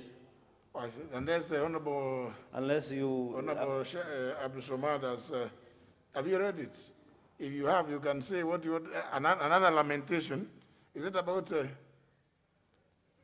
yes, Honorable Mwadi, what do you... What the honorable member did is he asked that, despite the fact that I tabled, then he was asking that if I could read so that he could engage further. No, there's no point of reading. If he has it and it is tabled, He's the one now who can raise whatever issue. I believe by form of further lamentation as the others have. But of course, honourable members, it is fair to, when you look at your constitution, Article 153, Clause 3 provides, quote, a cabinet secretary shall not be a member of parliament, close the quote. I thought it was one of the, that should be one of the easiest things to deal with, to address this problem. Honourable Abdul Samad.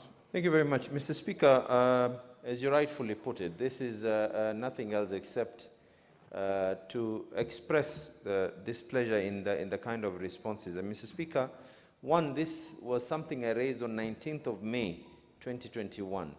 We are now in August. And the issue that was here was people have a right, and a constitutional right, to be able to demonstrate, to picket, Mr. Speaker. And this is envisaged in the Constitution.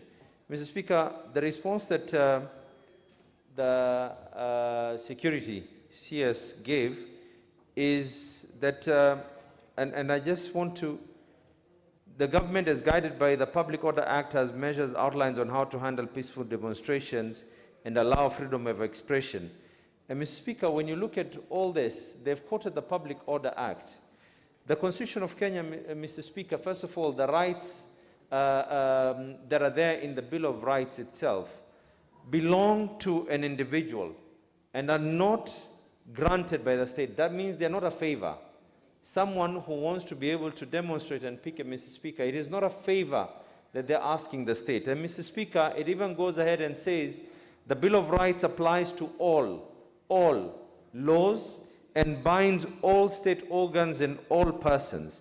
And Mr. Speaker, equally, every person is equal before the law and has the right to equal protection and equal benefit of the same law, Mr. Speaker. Mr. Speaker, the only limitations when it comes to matters to do with demonstrations and picketing is unless they were propagating war. There's no one who's ever propagated war.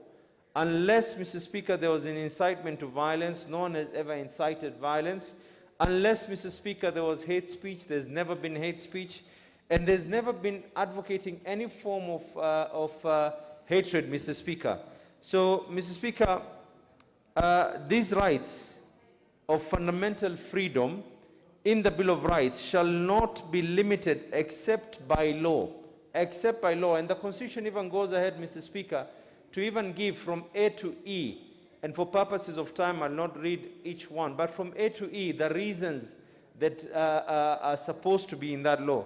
And I've looked at the Public Order Act. There is nowhere at all that is given. And I'm only saying this. It is not about demonstrations that were being done in Mombasa alone, but every single one of us needs to actually question this, because people will be aggrieved and people will need to demonstrate, whether it is the people of Pokot, it is the people of Lamu, it is the people of Kisumu, it is the people of Nyeri, and in this instance, it was the people of Mombasa, Mr. Speaker. So I hope that the security organs will follow the supreme law in this country, and that is the Constitution of this country. Well, I believe that Honourable Mwadi may not have anything to say in response, because the grounds for derogation are already well provided for under Article 24. Unless the Honourable Abdul Samad is alleging derogation of rights. Because I have not heard you say, you have just stated the law, as says in the Bill of Rights, which you have not, I don't know whether you have alleged it has been violated, or, because I don't know what is the Honourable Mwadi supposed to respond, how is he supposed to respond? Or are you suggesting that the Public Order Act is in violation, in contravention of the Bill of Rights?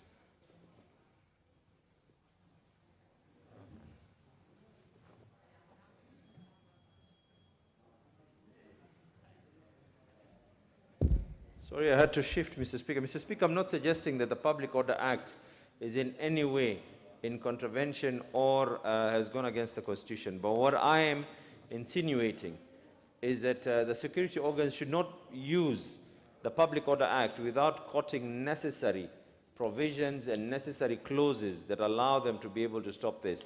And as much as I say, this was something that was being done in May, but I'm not expecting further response from the chair. But I just wished to be able to stand and give caution to the House that I hope this is not going to be used, these excuses are not going to be used continuously to deny Kenyans their rights. Very well. I see Mwadi wants to say something. I don't know whether you have addressed the issue of limitation of rights. Mwadi? Well, I remember the contents of the response, Honorable Speaker.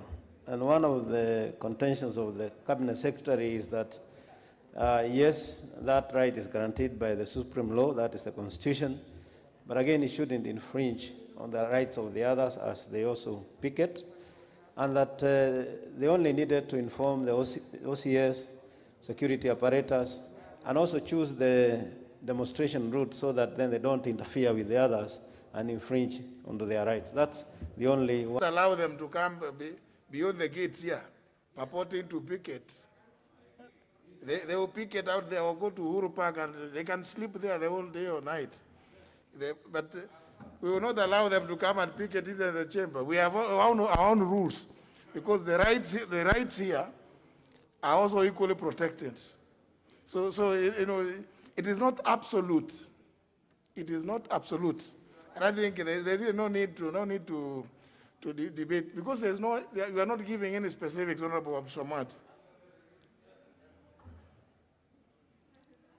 Mr. Speaker, I respect the Chair's views, and it is true, and you're very right, that these rights to be able to demonstrate and picket are defined, and actually the Public Order Act is that, and necessary regulations that followed after, is that the police need to be notified.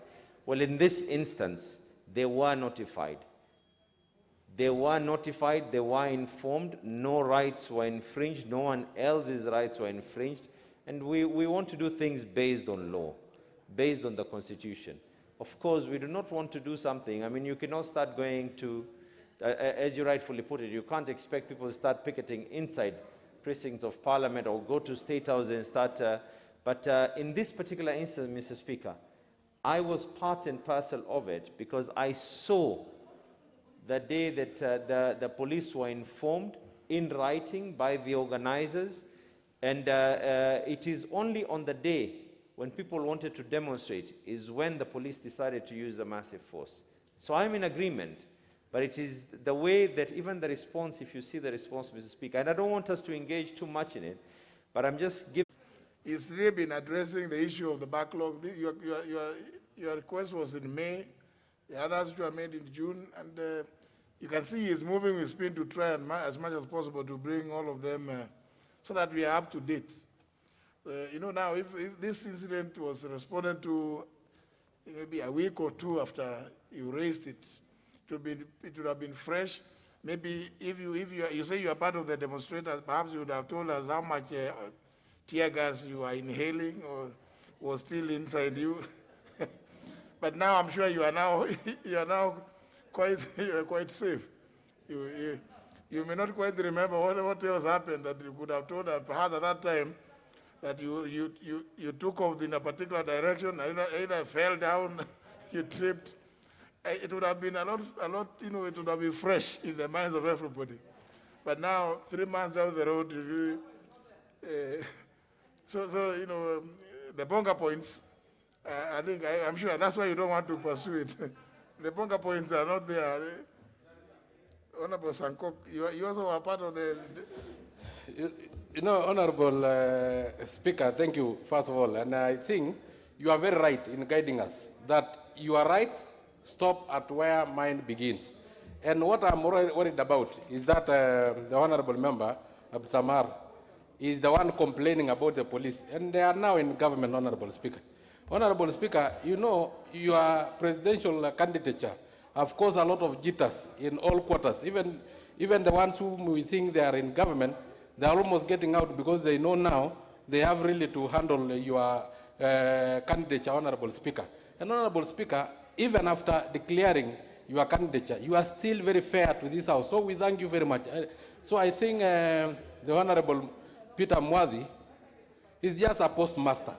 You have come with a response, and I think it is in order for him to accept the response and maybe to attend when the Interior Security Minister, CS, will be there, Honorable Speaker, so that they can now answer one on one. But Honorable Speaker, coming from him, I don't know if this issue of the handshake is now causing some problems, because they are now the ones complaining and crying the loud. It's just like when Kawanjiko won. It was my party, which is a ruling party, now going to court to say that our votes are stolen. It has never happened anywhere in the world. Thank you, Honorable Speaker. Okay, now let's go to business. Now let's go to business.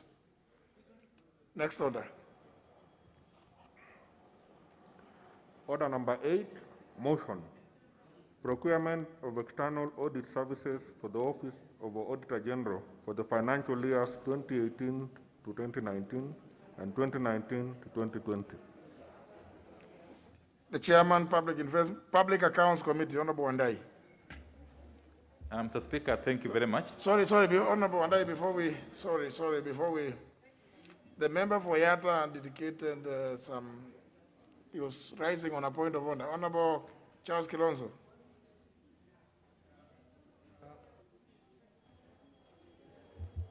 Thank you, Mr. Speaker, for granting me this opportunity, Mr. Speaker. In the morning, the member for Kamukunji, Honorable Yusuf, did bring up, alert the House on the passing on of Honorable George Gregory Ndenge, who was a member of this House for very many years, Mr. Speaker, and we had requested that you afford this House more time to enable us, Mr. Speaker, recognize the role which Honorable George Gregory Ndenge played in this country, Mr. Speaker. Mr. Speaker, first I want to pass my condolences and those of my constituency and other Kenyans, Mr. Speaker, to the family. Honorable George Ndenge was an icon of Kenya's independence struggle. He was in the league of the founding fathers of this country, the League of the People for Democracy in this country, Mr. Speaker. He was the last surviving Lancaster House politician after the passing on of our second president, Mzee Daniel Toroitich Arap Moi. Mr. Speaker, he was one of the authors of Kenya's first constitution and part of the Lancaster team that fought for Kenya's freedom, Mr. Speaker. He served as a member of Legico, Mr. Speaker, being the legislative house, or rather the Legislative Council of Kenya, between 1907 to 1963. And he represented the larger area of the then Machakos district, which includes the current Machakos district and Makwiny County, up to 1960. He served also as a member of parliament, representing what used to be called Eveti South constituency in the 1960s, 1970s, and 1980s. Mr. Speaker, during the era of multi-party politics, this is the time, Mr. Speaker, you could tell who are the real men. Very few men had the guts to stand against Kano. The single party ruled then, Mr. Speaker. He was among those leaders, Mr. Speaker, because he was a Democrat. He was elected in 1992 to represent Kamukunji constituency. Mr. Speaker, he was an architect of the Second Liberation. He was a founding member of the Forum for Restoration of Democracy, Rutherford. And Mr. Speaker, this gentleman, this Mzee, is a respected elder, a statesman, a true Democrat, a man who loved this country, Mr. Speaker. And Mr. Speaker, unlike today's times, during that time, members of parliament basically being paid allowances. Mr. Speaker, it is a lesson for us to know that there's a life after parliament. Mr. Ndenge, Honorable Ndenge, Mzee Ndenge, at the age of 80s, he was still doing business because he needed to survive. He was a visitor and a commoner once in a while in our restaurants. And one strange thing about Honorable Ndenge, you will not accept any member to buy him lunch or a cup of tea. I had the opportunity because he was a friend of my dad and also being my clansman. In a few occasions, you would accept to take lunch from me, Mr. Speaker. Mr. Speaker, those who were there will remember one of the worst accidents in this country, November 9th, 1978. This Mzee lost 9 of his children plus his wife in a single accident. It has been the worst accident involving a family to date, Mr. Speaker. And there's something which, Mr. Speaker, he did, because he could not attend the funeral of his children. He said there's no point of keeping them long. Bury my family within 2 days. Nowadays, Mr. Speaker, we have made funerals a commercial enterprise. He was not able to attend the funeral of his children, Mr. Speaker. Mr. Speaker, I want to say, having known him, because even at that advanced age, I've seen him attend functions in my constituency, and more so functions where he had friends and clansmen, that, Mr. Speaker, this country has lost a great man. If there are people we need to consider in naming places, are those people who fought independence and secondary liberation, Mr. Speaker. May his soul rest in peace. Maybe I'll allow a few members. Honorable Makali Mulu. Yeah, thank you, Honorable Speaker. Honorable Speaker, let me also join my colleague, Honorable Kilonzo, in mourning this great man of this country. Honorable Speaker, on my own behalf, on behalf of my family, and on behalf of the Kitui Central people, the good people of Kitui Central, who have sent me to this house, I want to convey my condolences to the family and the friends of Honorable Nzenge. As it has been said, Honorable Speaker, Mzee Nzenge, who was actually common in this compound, he would come visiting, and the end time we met him, I would say he was really an excellent role model for some of us who are young politicians. This is an honorable member, Mr. Speaker, who, in addition to fighting for the liberation of this country, also fought for the second liberation in terms of democracy through Ford. And Honorable Speaker, as Mzee Nzenge rates, I think we have a lot of lessons as leaders of this country to learn from his life. This is an old man, even after retiring from this honorable house, Honorable Speaker, went out there and continued doing business to take care of his family. After losing 9 members of his family, he actually started a new chapter in life. And he has currently has another family. So we have so many lessons we can learn, Honorable Speaker.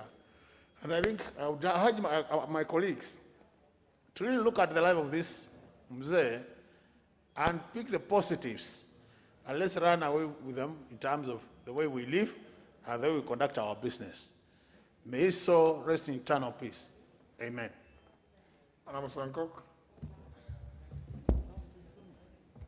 Honorable Speaker, thank you for giving me this opportunity. Let me start by sending my heartfelt, sincere condolences on my own behalf, on behalf of my family, and on behalf of 6.5 million Kenyans with disabilities I represent in this House.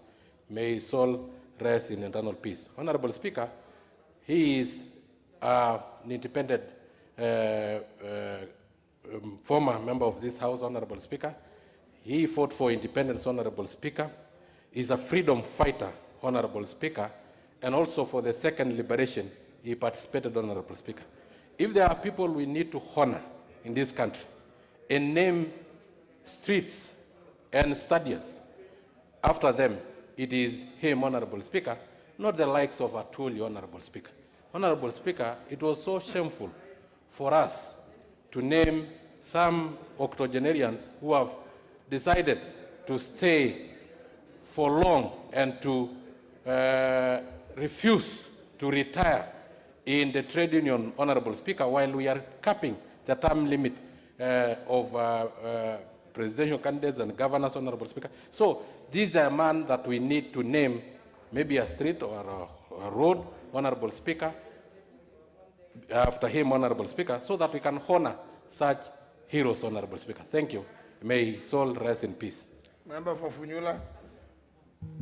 Thank you, Honorable Speaker. On my behalf and behalf of my family and the people of Funyula constituency, I send my condolences to the family of Mzee George Nthenge. I came to hear George Nthenge during the clamor for multi-party democracy, when he joined with other political icons who have shaped the history of this country.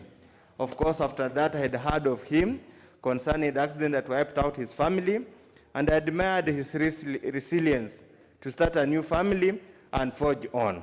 Honorable Speaker, indeed, as my colleagues have said, the role he played in this country, he needs recognition, and we need to learn to recognize our people before they die, not recognizing them posthumously. Of course, Honorable Speaker, my colleague like Songkok has never contested and won anything, so he might not understand why it means to contest and win at national level and international level. We wish one day he would get healed so that he cannot hide behind his physical disability and keep on insulting everybody whom he does not like. Thank you, Honorable Speaker. Member for Makwiny. Thank you, Mr. Speaker. On behalf of the people of Makwiny, who were one time represented by the Honorable Nthenge, on behalf of my family and the political party of his association, at some point, we wish to pass our condolences to his family and say that Honorable Nthenge has been a good role model to many politicians. He participated in the Second Restoration and ran under Ford Asili after the split of the original Ford, and was elected as a member for Kamukunji. And how he quit politics is that he decided not to vie anymore, Mr. Speaker, because he thought he was no longer being useful to the new style of politics which had come up, and where he found that it was not being useful to the people, and decided to call it quits, and went into business in retirement and kept on mentoring politicians. I want to state one of the good things about him I knew, is that he loved his family very much, even after he lost it through a tragic road accident, where he used to commute from Machakos and bring his children to school early in the morning, and one of the misty days the accident happened. He still carried his wife's passport, even up to, up to recently, and they will boast about his family and say how great she was and how he kept on missing his family despite moving on and having another family.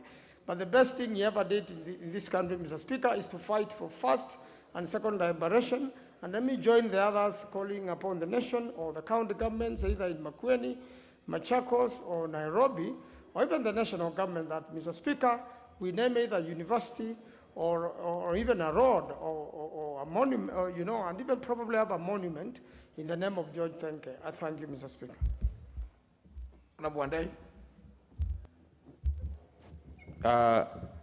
Mr. Speaker, if you may allow me, because of my glasses, to just temporarily remove the mask, because I want to refer to some notes here, which are very weighty.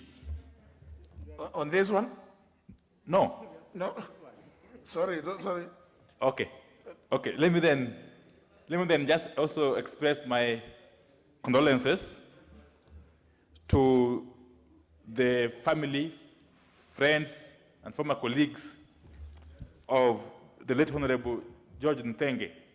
Mr. Speaker, everybody who was of age in the early 90s cannot forget the contribution, the immense contribution and sacrifices that Honorable George Nthenge made in the liberation of our country from the neo-colonialists, Mr. Speaker. Mr. Speaker, Honorable Nthenge, despite his advanced age even then, was so courageous that you could not believe. Mr. Speaker, this country has indeed lost a gallant son whose contribution shall remain in the records of this nation's history. Mr. Speaker, Honorable Mutembei was also a nationalist to the core. And that's why, indeed, in the year 1992, despite having his background in Ukambani, he chose to run for an MP seat in Kamkunji, and he won overwhelmingly, Mr. Speaker. Some of us who are very young then really got inspiration from this old man. May God rest his soul in eternal peace. Thanks. Honorable Wangwe.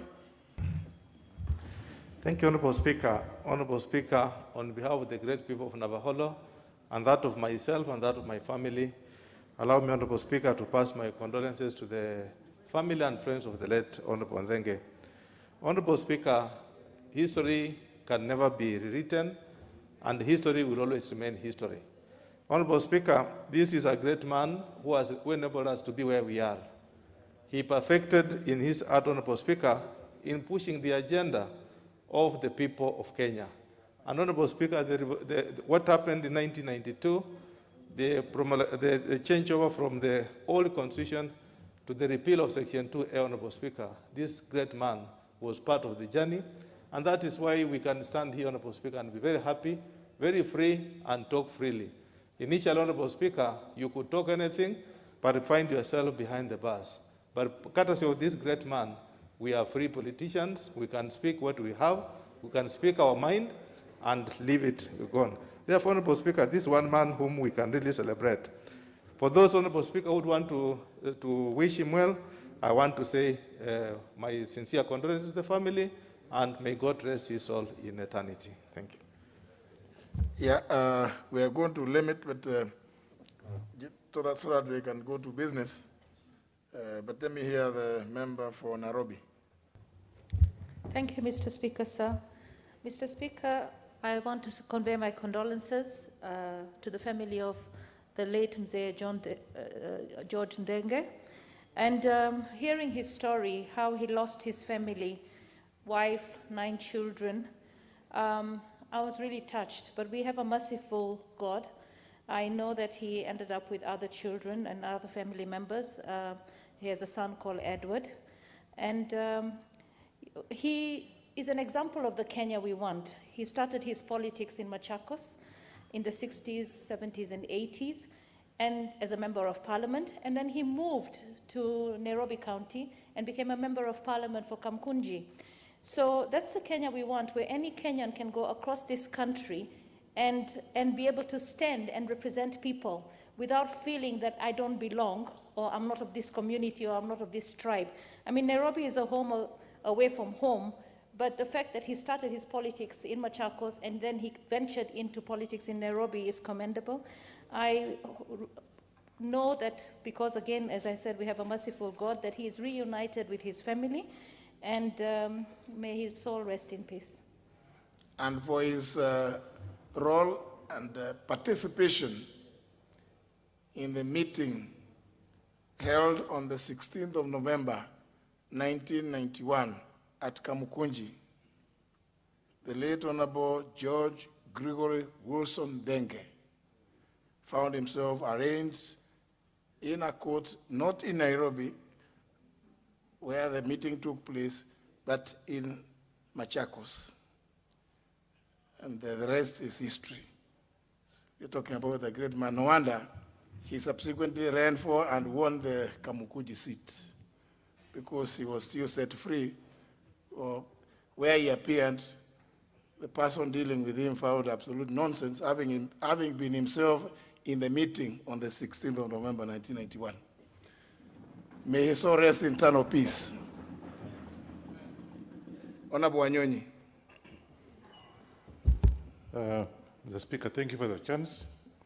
I want to take this opportunity on my own behalf and the people of Trans Nzoia and Kwanza in general to send my heartfelt condolence to the family of the late Mzee George Ndenge, who is a founder member of the party in which up to today I'm still belong to Fort Kenya. It was Ford at that time, of course after sometimes became Fort Kenya. And I knew Mzee, as somebody, he was a nationalist. And I saw him at one time, I think, when he was driving with the James Orengo in town here, looking for democracy of this country. And therefore, I take this opportunity to say thank you for his work he's done, and to let him go and rest. I think he's a man that actually worked for democracy of this country, and he'll go down history in this country as somebody who actually restored democracy in this country. May his soul rest in peace. Thank you. Member for Mwingi West. Thank you, Mr. Speaker, for the opportunity given to me. Mr. Speaker, let me take this opportunity on behalf of my family, people of Mwingi West, and friends to mourn person of Honorable John Thenge. Mr. Speaker, this man was born the same here with my grandfather. And Mr. Speaker, I recall one instance of 1978 when his children passed away. My mom actually is the one who used to tell me about this story. Mr. Speaker, this Nzege went through very difficult time during that time. And this takes a special art actually for any man to survive losing 9 members of the family. Mr. Speaker, Nzege will be remembered by many of the people he interacted with as a courageous, able, and also very generous person, Mr. Speaker.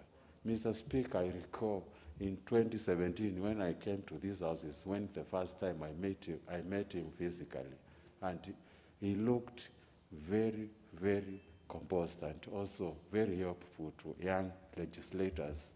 And we recall that the cause of his death was due to COVID-19. Mr. Speaker, let me take this opportunity to tell Kenyans that this disease is real, and we need to take an extra step of protecting our elderly from this disease. Mr. Speaker, with those few remarks, I say rest in peace, Honorable George Thenge. Thank you. Honorable Kaluma. Yes, I thank you, Mr. Speaker. Mr. Speaker, around the time of Kamkunji meeting in 1991, I was in Form 1 at St. Joseph's School, Rapogi. And what I saw, Honorable George Nthenge, Honorable Martin Shikuku, Honorable James Orengo, Jaramogi Oginga Odinga is an imprint in my mind about what a patriotic Kenya or Kenyans should do for political and civil liberties in their country and for democracy to prosper. The image of those leaders I've mentioned together with others on a bare pickup tells us and reminds us as leaders today that possibly when we are just thinking about our ethnic origins and belonging to political parties, we could be underperforming and doing a disservice to this country. I think in his death we owe it to him and the spirit of those who have believed in Kenya that we be united and we follow up the vision and our constitution as we currently are. I wish his family God's comfort and may he rest in eternal peace. Thank you, Honorable Speaker. Finally, Honorable Millie Odhiambo. Thank you, Mr. Speaker, for giving me this opportunity. Mr. Speaker, on my own behalf and on behalf of the people of Suba North, I wish to give my condolences to the family and friends and to Kenya in general for the death of Honorable George Nthenge. Mr. Speaker, this was a real Democrat in the days when democracy was actually or really had any meaning. Mr. Speaker, unfortunately now, we have people who purport to be Democrats and who are not. Democracy has become on sale, and we wear it and remove it like petticoat. We don't take it seriously because we have very, very short memories like that of our top. We forget where we have come from as a country, and we have made democracy a very cheap issue. Mr. Speaker, I'm listening to members talk about their own memories of 91. Mr. Speaker, I remember on that specific, there was a specific day, I think it must have been Sabasaba, that I was on my way to visit a friend of mine in Uhuru. And it was a great day in this country. And that time I didn't know that I would one time be also be a leader in this house. But we stood outside as the great leaders were passing, and we were shouting and screaming. And Mr. Speaker, in that entourage, there were Kikuyus, there were Luos, there were Luyas. The common agenda was democracy. But unfortunately, right now, we have moved to tumbocracy, we have forgotten democracy. And even when we are talking about democracy, it's basically to further agenda of making ourselves richer and pushing other people down. We only change the language, make it flowery, change the terminology, but we have forgotten about Kenyans. Mr. Speaker, how I pray that we go back to the height from which we have fallen and consider Kenyans first and not ourselves first, Mr. Speaker. And finally, Mr. Speaker, it is a tragedy that in this country, when we lose great heroes, we come and eulogize them for 1 or 2 minutes, go to their funerals, play politics, and they are long forgotten. We need to take it more seriously, Mr. Speaker, that those who fought for the democracy of this country, Mr. Speaker, that we do something more serious to them when they are alive, Mr. Speaker. Even if they have already died, we need to remember their own families so that people can know it pays to fight for this country. Mr. Speaker, I know there were days when I was in the university that if you were to read an article, you had to hide in the toilet. I think there was Beyond magazine. And now when I look at the things that for which we were being made to hide in the toilet, Mr. Speaker, I know there's a member of parliament who was jailed for saying that one of these days you'll be surprised to see Mwai Kibaki as the president of Kenya. Mr. Speaker, may we never forget that democracy came at a price, and let us not play democracy with it. And I wish yet again to reiterate my condolences to the Honorable Thenge and family. Thank you. Very well. Next member. We'd already moved to order number 8, yeah? Honorable Wandai. Yes, thank you, Mr. Speaker. Mr. Speaker, I wish to move that this House adopts the report of the Public Accounts Committee on the procurement of external audit services for the Office of the Auditor General for the financial years 2018-2019 and 2019-2020, laid on the table of the House on Thursday, August 5th, 2021, and pursuant to Article 226, Sub-Article 4 of the Constitution and Section 43 of the Public Audit Act, number 35 of 2015, approves the appointment of my committee members, led by the Vice Chair, Honorable Jessica Mbalu, for the immense contribution they have put in to make this report a reality.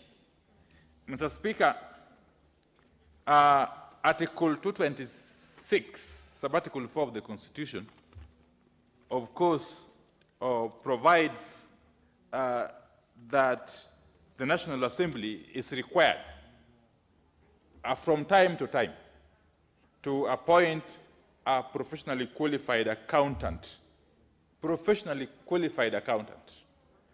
audit the books or the financial statements of the Office of the Auditor General. It should be remembered, Mr. Speaker, that this is the second of such appointments that we are asking this House to make. The first appointment that this House made was in respect of PKF Kenya Limited, which was procured, Mr. Speaker, to audit the financial statements of the Office of the Auditor General for the financial years 2014-2015, 2015-2016, 2016-2017, and 2017-2018. This time round, Mr. Speaker, we are simply asking this House to approve the appointment of this other firm, MS Ronalds Limited, to undertake the audit of the statements for just 2 financial years, 2018-19 and 2019-20. Mr. Speaker, the committee received a report, and indeed, the committee received evidence from none other than the Clerk of the National Assembly, which evidence entailed the process that was undertaken by the Procurement Department of the National Assembly to procure these services, Mr. Speaker. Mr. Speaker, the committee was satisfied with the manner in which the process of this procurement was undertaken. It was indeed satisfied that it was above board and fulfilled the requirements of not only the Public Procurement and Asset Disposal Act of 2015, but also the Constitution. And therefore, the committee is confident enough that this House will be doing a right thing if indeed, in its wisdom, it proceeds to approve this appointment, the appointment of this firm. Mr. Speaker, the tendering process was above board in the sense that it was an open tender by way of request for proposals, which was sent out. And the tender was advertised in February 2021 in leading media outlets. A pre-bid meeting was held on the 17th of April, same year, and the bid response was such that 8 firms in total, 8 firms responded. An evaluation exercise was undertaken in the normal manner, Mr. Speaker. And through this evaluation, which of course included preliminary or mandatory evaluation, technical evaluation, financial evaluation, and eventually a determination of the highest combined score. Through this elaborate process, Mr. Speaker, the firm of MS Ronalds Limited was identified, Mr. Speaker. Mr. Speaker then considered and approved the award to MS Ronalds Limited at a total consultancy fee of Kenya shillings 18,469,520 shillings. A notification of intention to enter into a contract was therefore issued to this firm and duly accepted on 25th May 2021. And there was no appeal from any of the other bidders within the prescribed period, Mr. Speaker. And therefore, this committee, the Public Accounts Committee, is putting a request to the House to consider approving the appointment of this firm. Mr. Speaker, it must be understood that the Public Accounts Committee, of course, oversees all ministries, all state departments, all commissions, all constitutional commissions, and all independent offices, which includes the Office of the Auditor General, Mr. Speaker. and of course, all the other arms of government, which includes the judiciary. Mr. Speaker, the office of the Auditor General plays a very important role in the management of public resources, in putting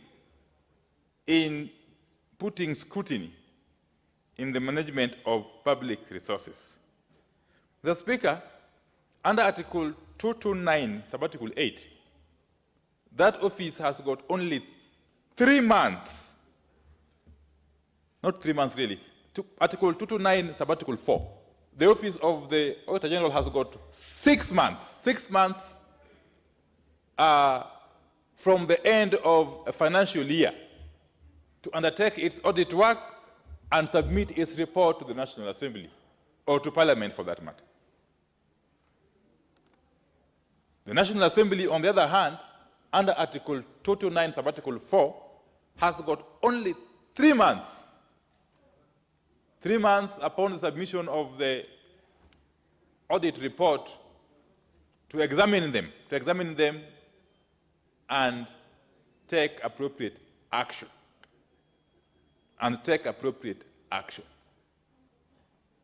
Mr. Speaker, this therefore means that that office is one of the busiest offices you can never think of in this country, under the Constitution of Kenya 2010. It therefore follows, Mr. Speaker, that that office, in the exercise of its mandate, also utilizes public funds, which are appropriated by this House. The office of the Auditor General, just like any other state agency or entity, utilizes funds appropriated by the National Assembly. And since it cannot audit itself, Mr. Speaker, and that's why the framers of the Constitution, in their wisdom, under Article 226 of Article 4, decreed that an external auditor be appointed by this House to audit the accounts of the Office of the Auditor General. Mr. Speaker, I am pleased to report that the first such audit ever undertaken under Article 226 of Article 4 by PKF Kenya Limited in respect of 4 financial years, as I have mentioned earlier, has been concluded. And indeed, the House is seized. The House is seized of the report of PKF Kenya Limited on the accounts of the Office of the Auditor General for those 4 financial years, 2014-15, 15-16, 16-17, and 17-18. And shortly, the Public Accounts Committee will be commencing examination of that report with a view to tabling its own findings and recommendations before this House. So it's a whole cycle, Mr. Speaker. As we appropriate funds to state agencies, departments, and ministries, we also do the same to the Office of the Auditor General, which uses those funds to audit other agencies, and therefore, and again, we proceed to appoint an Auditor General, an auditor to audit the accounts of the Auditor General's office, so that in the final analysis, the issue of accountability is addressed in a holistic manner. Mr. Speaker, as I conclude, it's also worth noting, of course, that under Article 203, or Article 3 of the Constitution, the equitable share of revenues collected nationally,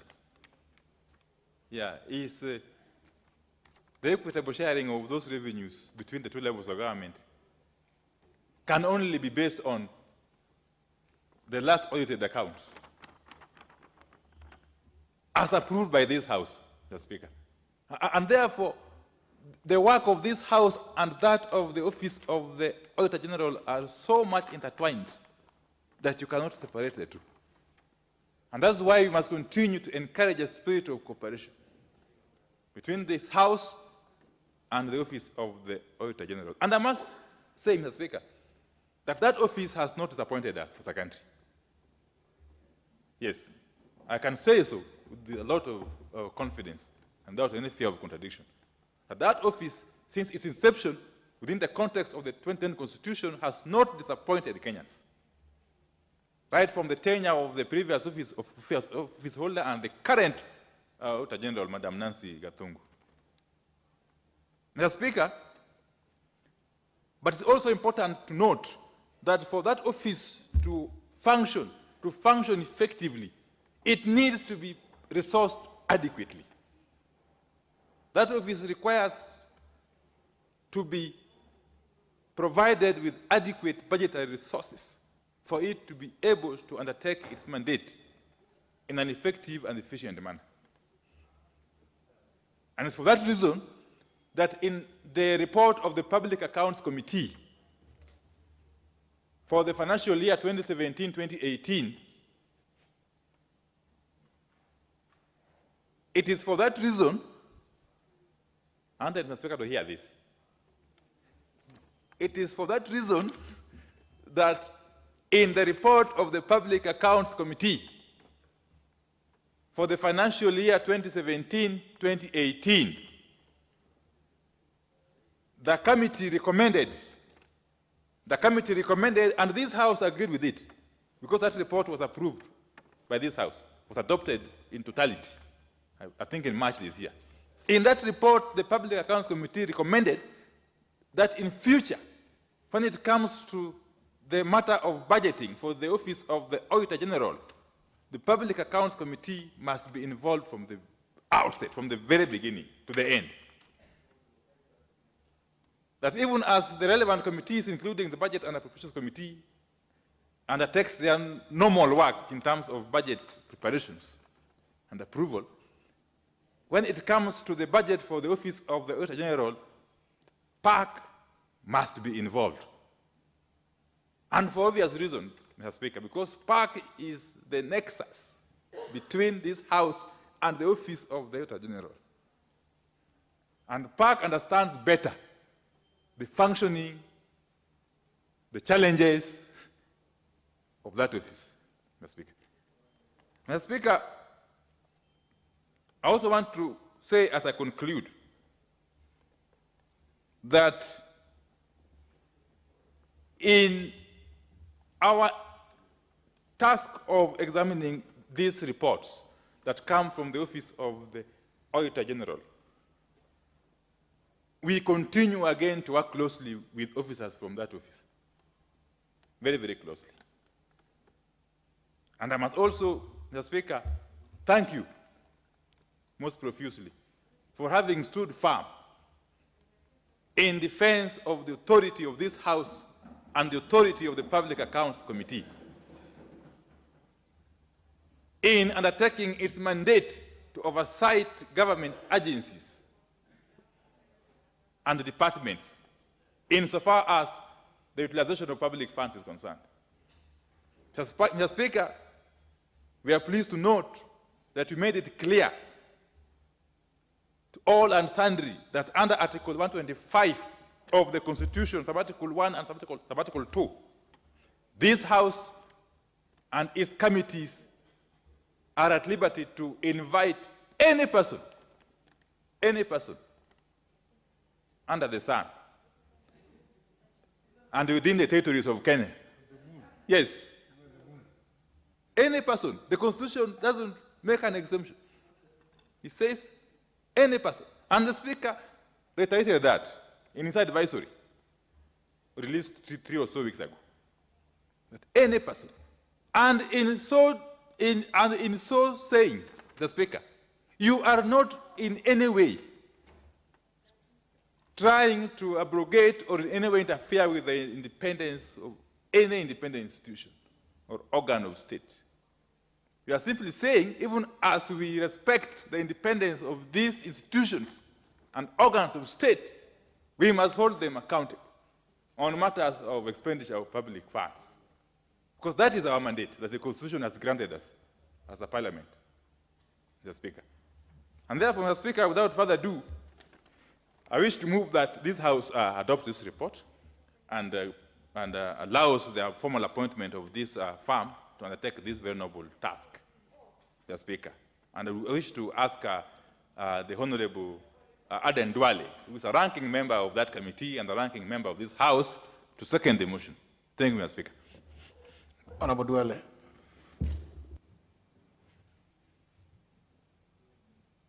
Thank you, Mr. Speaker. Mr. Speaker, my chairman has ably moved this motion. And Mr. Speaker, this report was presented to the Public Accounts Committee after thorough due diligence carried out by the competent office of the Clerk of the National Assembly and his officers through a transparent, free and fair, competitive procurement process.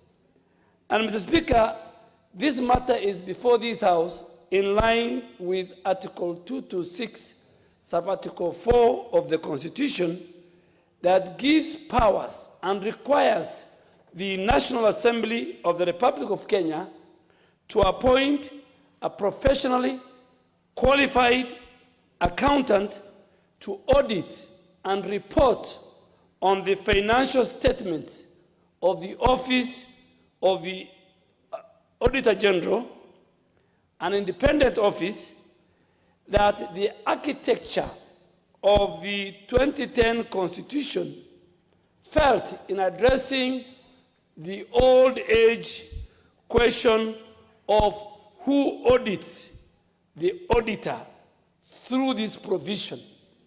So the framers of the Constitution, Mr. Speaker, both in letter and spirit, because in the old system, nobody was questioning, was auditing the Auditor General. And that's why many people out in Kenya don't know that the hunter himself must be audited, because the hunter receives resources appropriated by this House. The Auditor General is given, just like the way the DPP gets money and the controller of budget. So as the Auditor General hunts down those who misuse public resources within the armpits of the three arms of government and independent institutions and commissions, he himself will be accountable to the people of Kenya. And Mr. Speaker, I really want to thank you, because another arm of government decided that is supposed to protect and interpret the Constitution, decided bluntly and arrogantly wrote to you that they do not want to be accountable to the resources appropriated. Mr. Speaker, when we got that letter that was sent to you by the Chief Justice, and I don't blame the Chief Justice, I think people within the corridors of the judiciary misadvised the new Chief Justice. In fact, I feel that letter they wrote for her, and she just signed it. But Mr. Speaker, for about a week, I told the chairman, let's wait for the response from our Speaker and a leader of another arm of government. And the Speaker, when we got that letter in the committee, I told the chairman, let's have about 30 minutes. And I was sitting next to Honorable Tende Amolo, senior counsel, and I told him, let's first read this letter that you wrote, which, if you compare the two letters, Mr. Speaker, it is basically what is the function of the Auditor General. The primary role of the Auditor General, Mr. Speaker, in Kenya is the oversight or the assurance of the role of ensuring accountability within the three... Sorry, Honorable Duale, there's a member walking in. What is that you are flashing?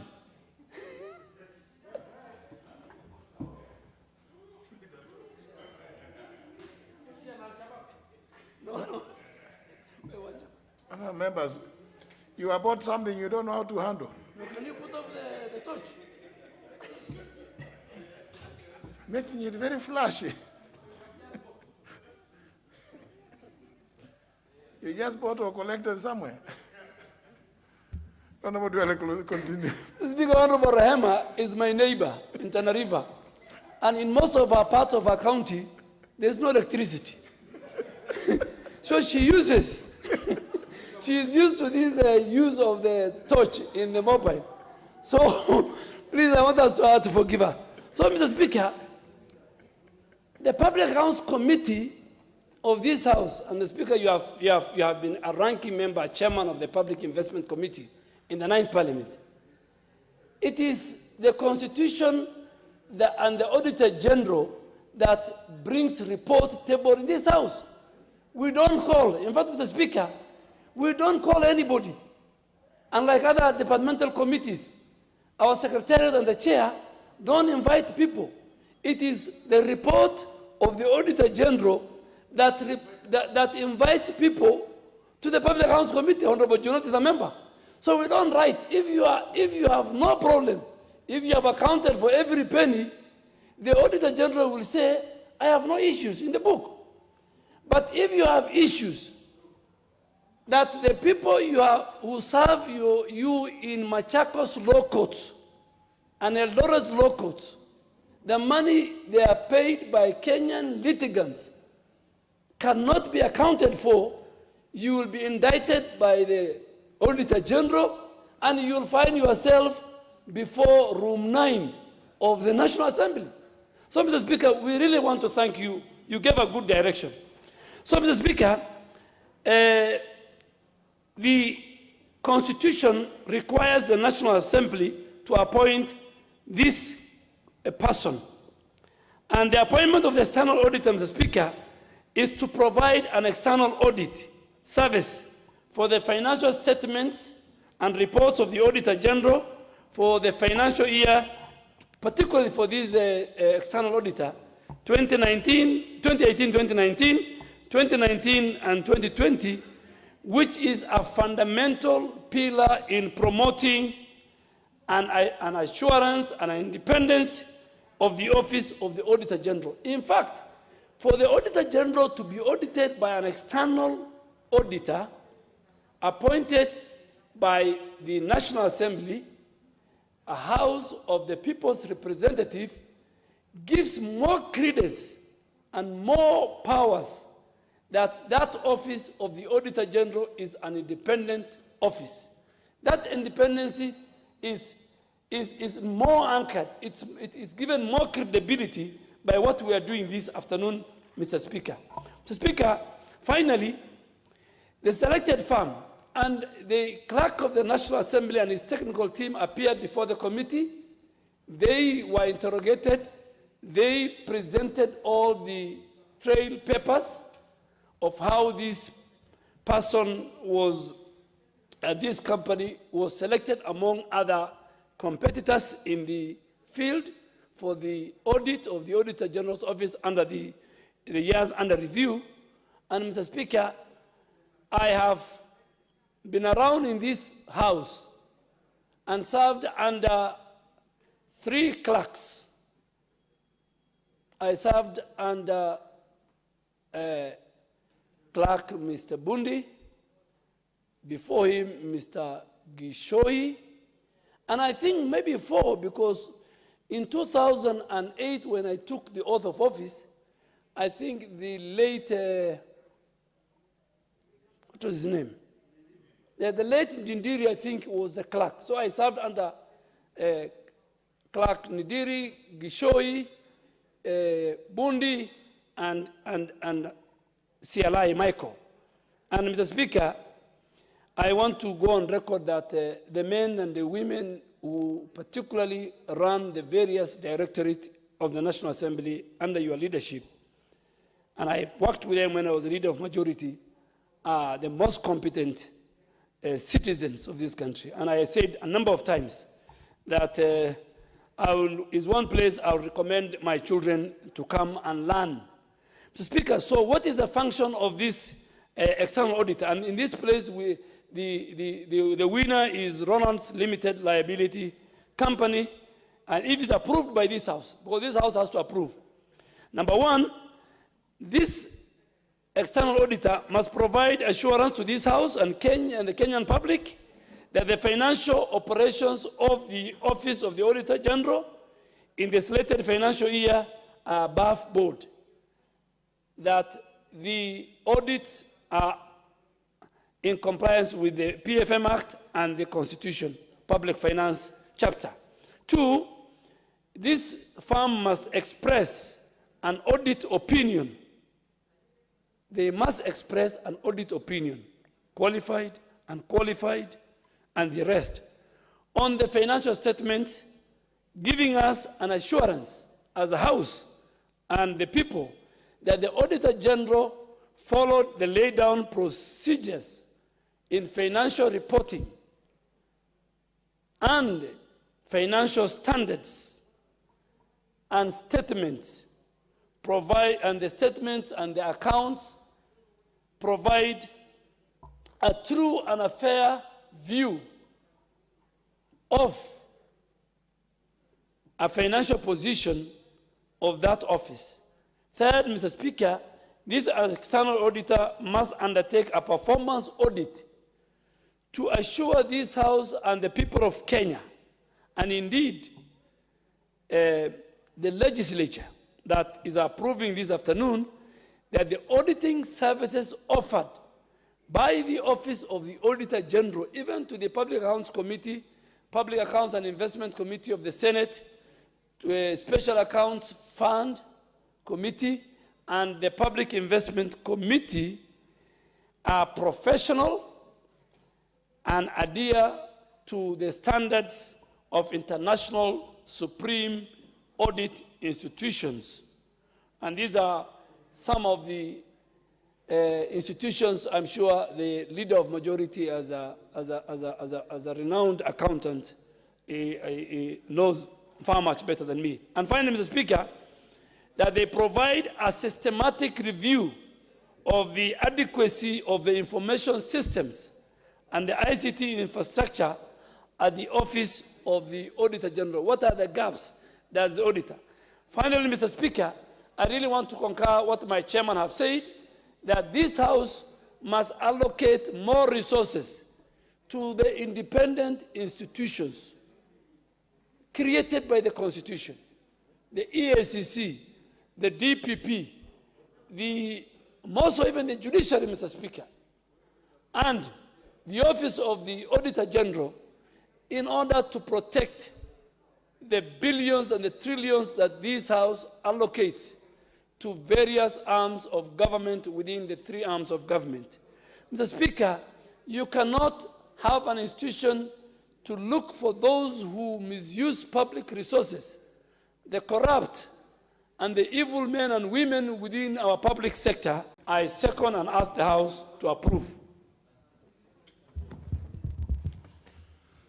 Honourable members, I propose the question, which is that this House adopts a report of the Public Accounts Committee on procurement of external audit services for the Office of the Auditor General for the financial years 2018-2019 and 2019-2020, laid on the table of the House on Thursday, August 5th, 2021, and pursuant to the provisions of Article 226, Clause 4 of the Constitution, and Section 43 of the Public Audit Act, number 35 of 2015, approves the appointment of MS Ronald's Limited Liability Partnership, in brackets LLP, to audit the accounts of the Office of the Auditor General for the financial years 2018-2019 and 2019-2020. Honourable Leader of Majority. Yes, thank you, Honourable Speaker. Honourable Speaker, I rise to support this report of PAC, which has been very well executed by the chair and my predecessor in seconding, in explaining about everything that needed to be explained. And I would almost take the opportunity to congratulate the auditors, Ronald's LLP, for having made it to this bit, and I'm no doubt the House will do what it has to do in terms of formalizing the appointment, because all the screening has been done and there's nothing untoward that has been brought. I think there isn't really much to be said, Honorable Speaker, because what we are doing this afternoon is really playing our role as on behalf of the shareholders of Kenya. In the ordinary,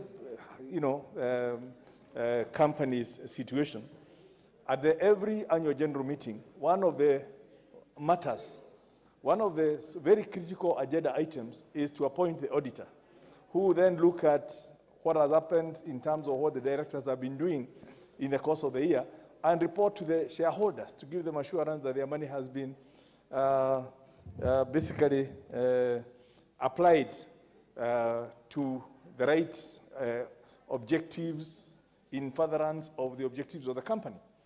And this all stems from the old situation of agency theory, where the shareholders would appoint, have certain expectations of what they want to do. They appoint their agents who become the directors, who then hire managers, and the two are usually at variance in terms of the expectation.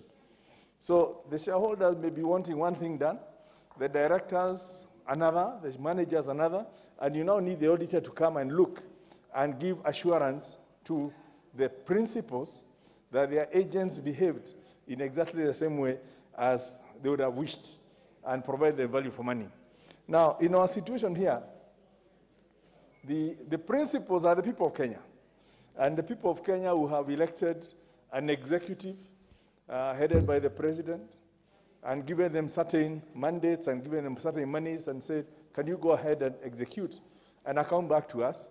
And since the people of Kenya cannot receive those audit reports or cannot be called to an annual general meeting to receive the report of the auditors, then they've also appointed this assembly, this National Assembly, who basically will represent that AGM on a continuous basis, where we represent all those people and receive their reports and in terms of what the executive has done.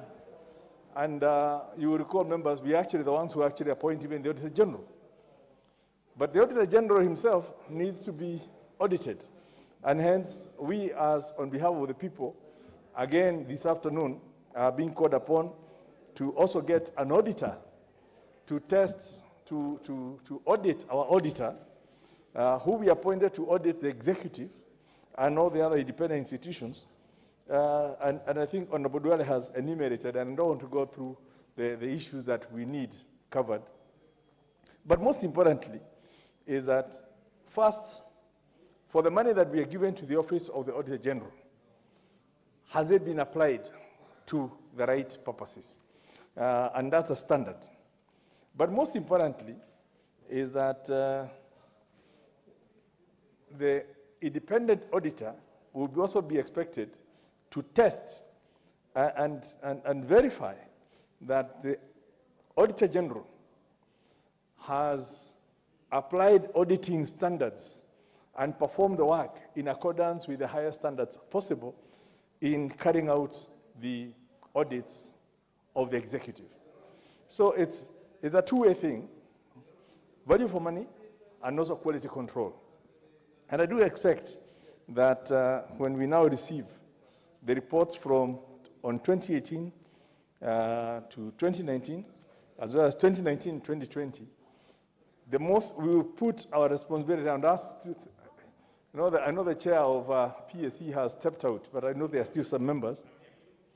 Oh, yeah. I would like to really emphasize that when Ronald's LLP give their report and appear before the PSC, which I hope they will do, to come and actually present that report to you as on our behalf, that one of the things you'll be expecting is that take you through what has the Auditor General been doing. how have they been applying? How have they covered all these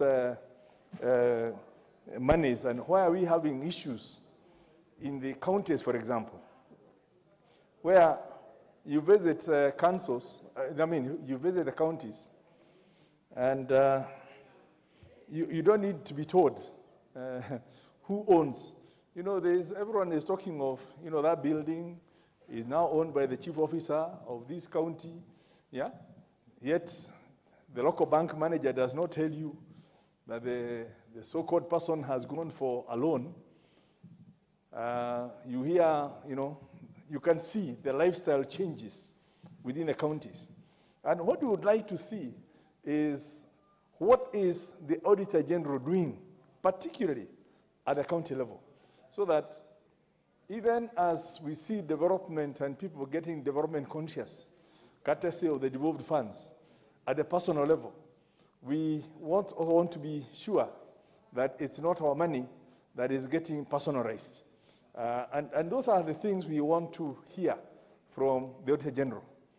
Now, if the Auditor General has not told us that, then we would want to hear from Ronalds that they also did tests, go back to those areas where the Auditor General has given very clean audits, and they have also concurred with the Auditor General, so that those lifestyle issues that are basically, like sore thumbs that are showing up there, that things could be wrong, can actually be done at the 2nd level.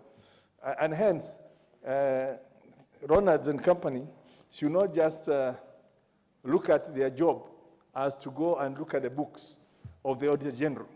We want them to give us quality control, quality assurance that the Auditor General has done everything possible to uncover how our money is being used, not just at the national level, but especially at the county level, because the more we spend, the more monies we give out there is with the hope that we are going to stimulate economies at that micro level.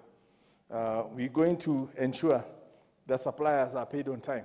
So if money is flowing and people are not being paid, then we need to be told why this is happening, so that we can at least arrest the poverty at the grassroots level. And so I really wanted to just emphasize that. I don't want to belabor the point. I know we started, I think this is the 3rd auditor, independent auditor. There was Merari and Company initially, yeah, then we had PKF. So this is the 3rd auditor we are actually approving for different time periods. And hence there's enough experience now in terms of what the other 2 have provided. Now, the only thing, and I've expected that to come from the chair, is I know we are appointing this for the 2018-2019 financial year and 2019-2020. Yet, as of now, I know the Auditor General is looking at the 2019-2020 for government. But surely the auditor we should be one step ahead. They should have had their issues proper, that we should not actually be talking of 2018-2019, that should have been audited. It's something that we need to look at, so that even as we appoint the next auditor, we'll be looking at futuristic, appointing somebody for the 2021 to 2025, so that we don't end up coming to appoint an auditor after and almost leaving our Auditor General exposed because the audits for 2018-2019 have not been completed because we could not hire the auditor to do it. So, Chair of PAC, I would like to encourage that you look into this matter, at what point we appoint the auditor for 2019, no, 2020, 2021, and 2021, 2022. Because we should do it now, ahead, rather than just looking at after the years have passed. You appoint an auditor for the ensuing year, not for the year that has just passed. Right now, we should be receiving the reports for last year is what we should be discussing to see what Ronalds have told us. But that's is a minor point. I'm sure there was a reason why there was this oversight. But now that we are here, and we don't know what the 13th Parliament will do, we might as well take advantage of our presence to start the process now of appointing the auditor into the future. And we can have at least that issue resolved, so the others who, the next appointment will be taking place another 2 years from now. So, like I said, I want to congratulate Ronald's LLP. I know it's one of these young and emerging partnerships. I believe they have about six or so partners. It's a growing thing. And it's good to see a Kenyan farm, because at some point we were worried. If you may remember, Mr. Speaker and Chair of PAC, there was even a time there was contemplation of having an international auditor to come, because the Kenyan auditors did not want to audit this office, partly because of potential conflicts. Because if you also want to have the opportunity of being appointed by the Auditor General to do some of the work, then you cannot, you disqualify yourself by being the auditor for the Auditor General. And hence, I think there was a bit of that issue of people not wanting to be appointed as auditors for the Auditor General because they disqualify themselves from being given work by the Auditor General. And it's good to see some of these guys now coming up and saying, yes, I would just want to do that job. And at some point in future, when the roles change, it frees them from, they could as well go and assist the Auditor General in doing some of the audits. So I'm happy that at least we have a Kenyan firm that will be doing it and reporting to this House. Mr. Speaker, let me stop it there.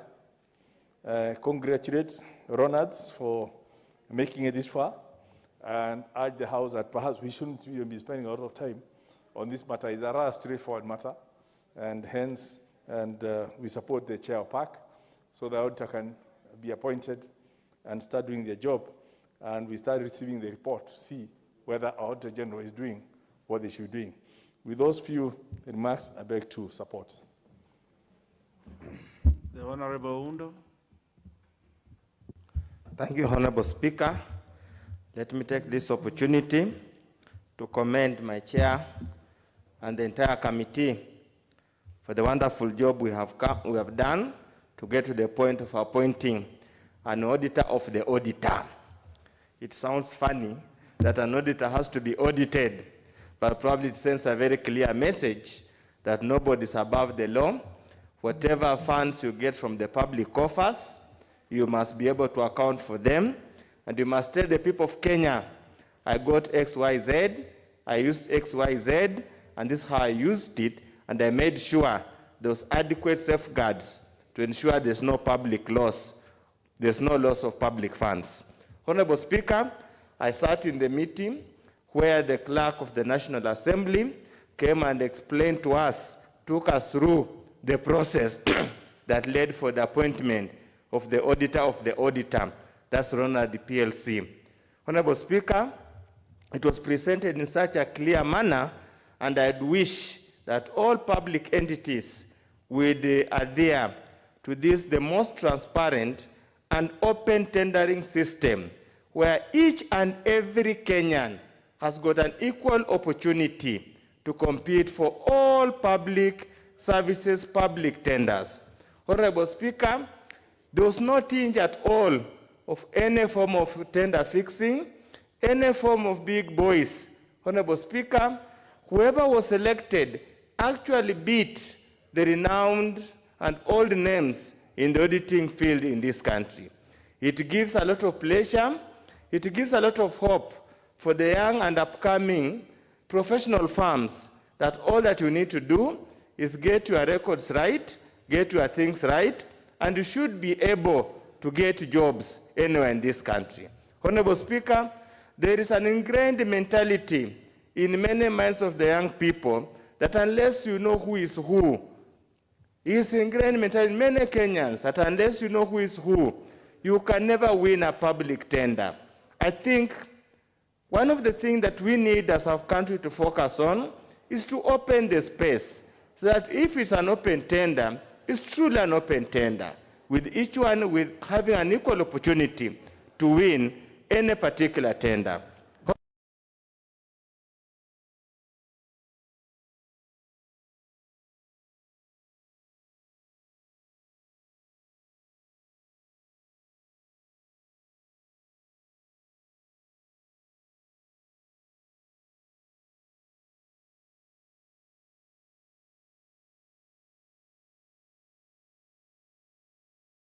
Budget. If at least the Budget and Appropriation Committee can dare or be courteous enough to consult Public Accounts Committee, would offer them a lot of information and a lot of details that will allow us to enhance the budget towards the Office of the Auditor General. Honorable Speaker, there's so much loss of public funds in this country. There is evidence everywhere, whether documented or not, of wanton destruction or wanton theft of public funds. Honorable Speaker, as we always say currently, corruption left Nairobi and was devolved into the counties and the villages. Honorable Speaker, unless we continue to strengthen the Office of the Auditor General so that they are able to track and make everybody who holds and who uses public funds to account for them, this country will never achieve their development goals. Honorable Speaker, I do not want to belabor the point, but just want to conclude by saying any state organ, any body that is given public funds must account for those funds. And the only two bodies authorized to oversight is the Office of the Auditor General and Parliament through its two audit committees, that's Public Accounts Committee and Public Investment Committee. The judiciary was ill-advised to decline to account for public funds because that was unconstitutional and was mere rhetoric that was not going to take them anywhere. We sincerely thank the Office of the Speaker for putting their foot down and telling them as it is that they must account for their funds. With those few remarks, Honorable Speaker, I second. I support. Very well. The Honorable Lesankok, what is out of order? Honorable Speaker, I'm standing from the standing order number 95, that hearing from most of the people who are contributing, honorable members, we are now going into the repetition and there is no opposer. All of us are supporting. So I rise on standing order number 95 so that you call the mover to reply. Thank you, Honorable Speaker. Is that the mood of the House? Yes. That the mover be called to reply? Will as many as that opinion say aye? Aye. Will as many as the court opinion say nay? No. The ayes have it. The mover will reply. Mr. Speaker. The Honorable Makali, you know the rules of the House. Mr. Speaker. The Honorable Makali, you are out of order. Mr. The Speaker. Honorable Makali, you are out of order. You know the rules of the House.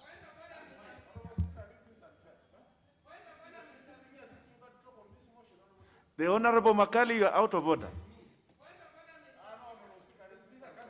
The Honorable Makali, resume your seat. The Honorable Makali, resume your seat. Resume your seat, the Honorable Makali. The Honorable Opio, proceed. The Honorable Mr. Speaker, the Honorable Akoth, member for Suba North. What is out of order? Thank you, Mr. Speaker, for giving me this opportunity. And Mr. Speaker, I do agree with you. We know the rules of the House when the mover is called upon to respond. And the ayes have it, Mr. Speaker, we have to proceed that way. But I just want to say, Mr. Speaker, not with concern, that even sometimes when we call on the mover to respond, and we say we are assessing the mood, really, even logically, when members want to speak and only two people are spoken, what mood are we assessing with two people speaking? Let us also not abuse processes, Mr. Speaker. Members have sat here for very long. Some of us were waiting to speak to this.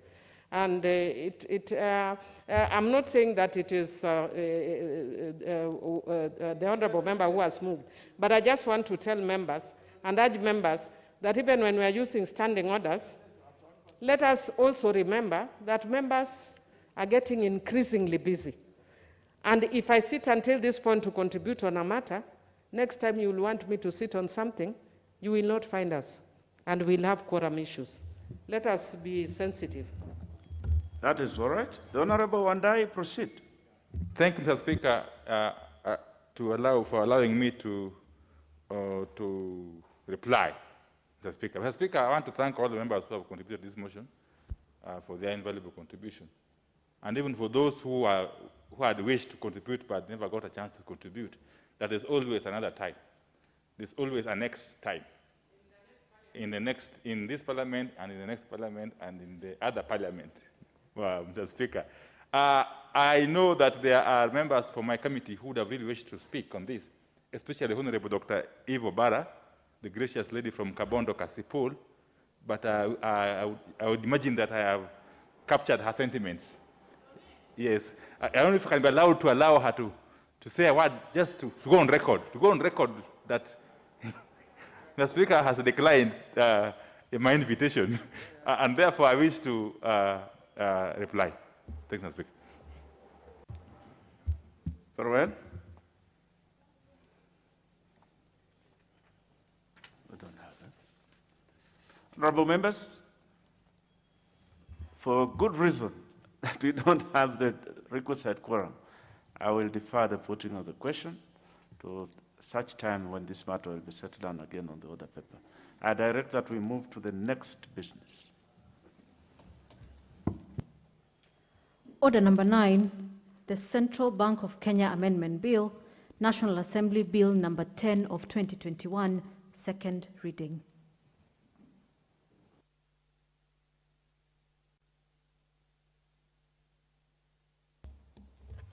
Thank you, Honorable Speaker, for giving me this opportunity.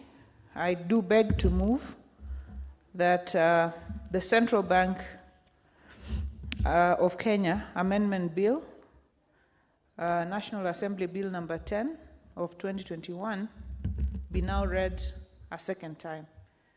Honorable Speaker, it's important to give a brief background on the genesis of this bill.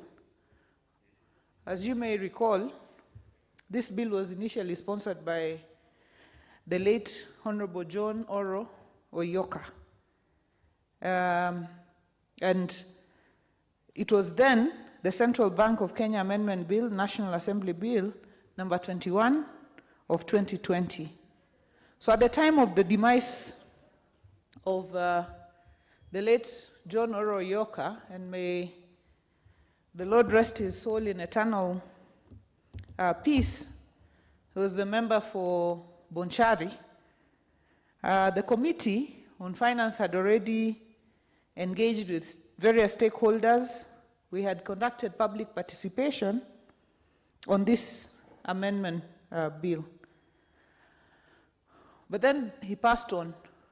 So after consultations with the Speaker and the Central Bank of Kenya and other stakeholders, we agreed that in his honor, we would republish the bill as a committee bill carried by myself as the chair, Honorable Speaker. So that is when now it was republished as the Central Bank Amendment Bill, National Assembly Bill number 10 of 2021. So I just wanted to recognize the amount of work and the passion that the late John Oro Oyoka put into this bill. It was his baby. It was a matter for which he was extremely passionate. And therefore, I'm sure wherever he is, he's happy that the Finance Committee has since taken up this amendment bill. This amendment bill, Honorable Speaker, broadly speaks to regulation of the digital lending sector. This is a nascent sector. It is new. It is serving the unreached and underserved. But then as a sector grows, as the digital lending space is growing, there is need to begin to regulate the sector. Because people are happy to borrow. Right now, if you look at the phones of many young people, and even older people, they have up to 10, maybe 15 borrowing apps. They borrow from one to pay the other. When the other one is due, they borrow from that one, from a newer one, to pay the older one. And therefore, there is a crisis that has emerged of over-indebtedness, especially of a younger population, because of availability of this credit. But over and above that, there's also been public concern around the issue of pricing of these products. The issue of pricing is also a key issue. Because as we were conducting public participation, Honorable Speaker, it emerged that some of these lenders charge interest as high as 150%. And therefore, when people are not able to cope with the interest rate, you just take your line, you throw it away, you buy a new line, and you begin to use that line. Honorable Speaker, even if you look at the interest rate that is charged on Fuliza, and Fuliza is one of the regulated ones. I don't know whether you have Fuliza on your phone. I have Fuliza on my phone. And every time I want to send money to a funeral or another pressing matter, and I don't have money on my M-Pesa, I just go to Fuliza and I send it. But if you look at the interest rates that are charged on that product, they are nowhere near the regular rates. So there's even concern around not just the unregulated sector of digital lending, but also even the regulated sector lenders, when they use the digital platform, the interest rate becomes much higher than when they're lending you directly over the counter. So those are some of the concerns. Then there's a big concern around the issue of data protection. Data protection is a major, major issue because Kenyans have the right to privacy of their data. But if you borrow from a digital lender, they mine the data. Once they mine the data, they can even access all numbers on your phone book. So, Honorable Sankokia might be surprised because he has my number. They might send him a message that Honorable Wang embarrassment to the clients. And because of this data issue,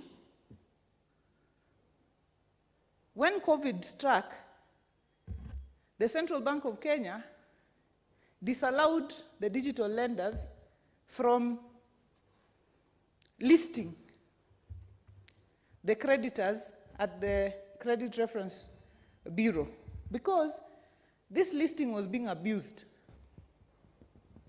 People were taking, you've borrowed 2,000 or 3,000 shillings, you haven't paid with interest that at 100, whatever percentage, very high percentage, it has increased. It is now 10,000 shillings, you are unable to pay it, you have been listed at CRB. Now, when you're looking for a job as a young graduate, degree or diploma, you're told that one of the qualifications is to go and get clearance from the CRB. Now, because of a loan of 2,000 shillings, you have already been listed and you are unable to get the clearance from CRB. There's a very thin line there. Because digital lenders lend to people they don't know, the only fallback is the issue of listing. Without listing, a lot of the digital lending businesses cannot survive because they have no other way of catching up with defaulters. So as we go forward on this bill, you will see that some of the proposals as to the benefits of regulation is once they are regulated and a number of things within the sector is regulated, then the issue of listing can be allowed for those who are regulated. Honorable Speaker. Honorable Speaker, just moving quickly through the clauses of the bill, Clause 2 of the bill provides for definition of terms such as digital channel, which is the channel that is used or the product that is used for purposes of that sale. So, terms such as the digital credit business, specified digital credit provider, and this is just to make it easier for the regulation so that as central bank regulates, they know exactly what they're regulating. And then Clause 3 provides for powers of CBK to license and supervise digital credit providers that are not regulated under any other written law. So just to be clear, this bill does not regulate everybody. As I mentioned earlier, there are those digital lenders who are already regulated. For example, banks that are using digital platforms to lend. They are already regulated under the CBK Act, and therefore, they don't fall under the ambit of this law. This law is for those that are not regulated under any other written law. And I'll discuss this Clause 3 in a bit more detail when I speak to some of the feedback we received from the public with regards to just to what extent should CBK regulate. There's a concern emerging that should we regulate innovation to its death? So the committee was walking the thin line of making sure we regulate this sector, but at the same time, we don't kill innovation. We don't strangle sectors that are new through regulation, because regulation can also, if you make them too tedious, if you make them too tight, can also strangle innovation and kill a sector that is nascent. Clause 4, Honorable Speaker, provides for powers of central bank to make regulations among other issues such as licensing of digital credit providers and so on and so forth. Honorable Speaker, Clause 7 of the bill provides for transition because it is important for the digital lenders to know how much time they have between the time of passing of this law and the time of publishing of the regulations, how much time they have to comply and be licensed to be able to move from the current regime to the next regime. Honorable Speaker, just a bit of data. According to a report by the financial deepening sector, it is estimated that since the launch of M-Shwari, which is one of the products, the digital lending products, the number of digital lenders and loans disbursed has grown substantially. According to this survey, it is estimated that digital borrowers reported taking an estimated 25 million digital loans, or 8 loans per borrower in 2018 on average. However, the distribution of yearly digital loans used in used is concentrated among a minority of digital borrowers. Honorable Speaker, it is interesting to note that digital borrowers are more heavily concentrated in urban areas. 67% live in urban settings, and 44% of other formal and 34% of informal borrowers. All of those live in urban areas. A majority of formal non-digital borrowers derive most of their income from farming or employment. Honorable Speaker, why are we moving to regulate? And I have stated some of the reasons why we are moving to regulate. But I just wanted to mention some of the issues that came up during the public participation that the committee held.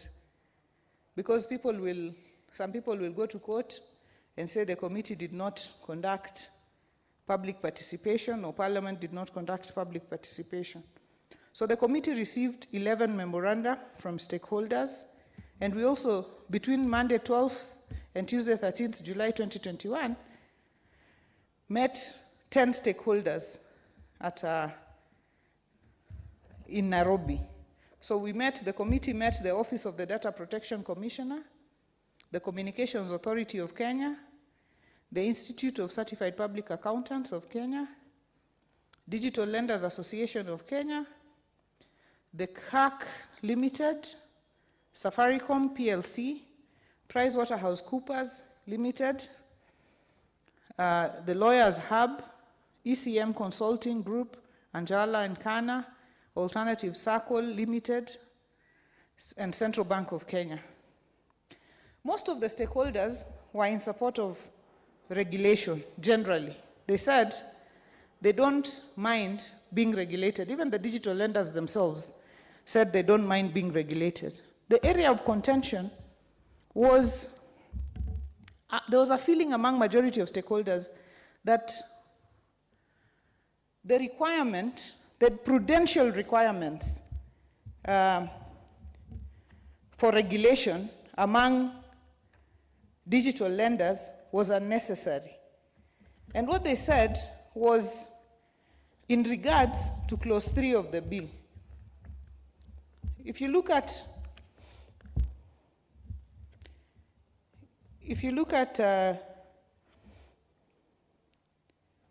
the powers given to central bank within the bill, it says it is given power to license digital credit providers, determine the capital adequacy requirements, determine minimum liquidity requirements for digital credit providers, approve digital channels and business models through which digital credit businesses are provided, among other things.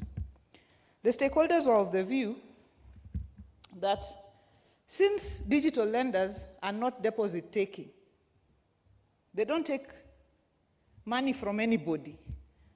At no point does a digital lender owe anybody.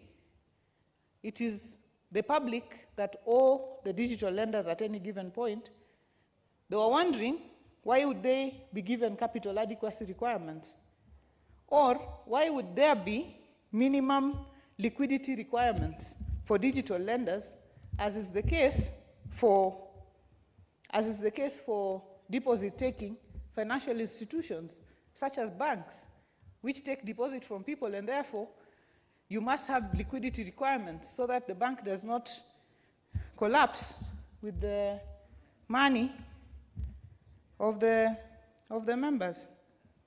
So, Honorable Speaker, the committee took note of some of these concerns by the stakeholders. And when we move to Committee of the Whole House, we will be making suggestions as to how we think a balance can be struck between regulation and keeping innovation up. But the committee, together with the data protection agencies, were very, very concerned about measures to be taken to protect data of Kenyans, and also to avoid unnecessary listing of Kenyans at the CRB for very small loans or even for within short periods of time. Honorable Speaker, as I conclude my moving, allow me to express my special thanks to members of the Departmental Committee on Finance and National Planning and the staff of the committee for their significant role towards scrutiny of the bill and production of this report. We are also very grateful to the Office of the Speaker and the Clerk for providing us with the logistical support that they did. We thank our stakeholders, some of whom are always appearing before the committee to give their views on various legislation. Honorable Speaker, we look forward to engaging further during Committee of the Whole House on this bill. And Honorable Speaker, with those very many remarks, I beg to move and request the Honorable Waihenya Ndirango, member for the Royal Suburbs, to second, who is also my Vice Chair. The member for Roysambu. Thank you very much, Mr. Speaker, for allowing me this opportunity to second this most important bill. At the same time, appreciate my share for moving this bill very competently. Mr. Speaker, digital lending has grown exponentially in the recent few years. And of course, this is as a result of mobile phone penetration in the urban and rural areas, and also the adoption of mobile phone-based financial services. Why it has grown very fast, Mr. Speaker, is also because of its ease in use and the convenience. Mr. Speaker, digital lending is regulated by the central bank, particularly for the established commercial banks and the microfinance banks and other institutions. But there is also that other area that is unregulated digital lending by other digital lending platforms. Mr. Speaker, regulated digital lending as at April 2021 stood at around 3.9 million accounts and a value of about 50 billion worth of loan value, while the unregulated digital credit letters platform, Mr. Speaker, accounts for about 4 billion Kenya shillings, which is about 1% of the gross loan portfolio of the banking sector. Mr. Speaker, examples of digital money lending platforms include the very popular Tara, Opesa, Okash, Zidisha, Zenka, Haraka, Kopakash, yes, Berry, Mshwari, my colleagues are informing me, PesaZone, Fuliza, and of course, Okolea, Utunzi, and Fanikisha. Mr. Speaker, the unregulated digital credit has grown from 2,000 Kenyans in 2016 to reaching about 2 million Kenyans today. About 62% of the borrowers on the digital credit platforms are below 35 years of age. Most of these borrowers, Mr. Speaker, are the SMEs the Juakari people, the Mama Bogas, mechanics, etc. And you know, this is a ready solution when you want cash, Mr. Speaker. And the DLAK, these are the Digital Leaders Association of Kenya. When they appeared before us, Mr. Speaker, they pleaded with our committee that even as we seek to regulate, even as CBK seeks to regulate this sector, we must not kill innovation, that we must allow the Digital Leaders platform to thrive because they offer a platform to many Kenyans who had no access to capital, to quick cash. So digital lending platforms has been able to fuel the Juakari sector and many SMEs. But all the same, Mr. Speaker, even the Digital Leaders Association of Kenya themselves agree that there should be a prudential regime for regulation. And they were pleading with us that we should empower them by allowing them an evergreen registration regime, as opposed to the very strict regulation by the Central Bank of Kenya.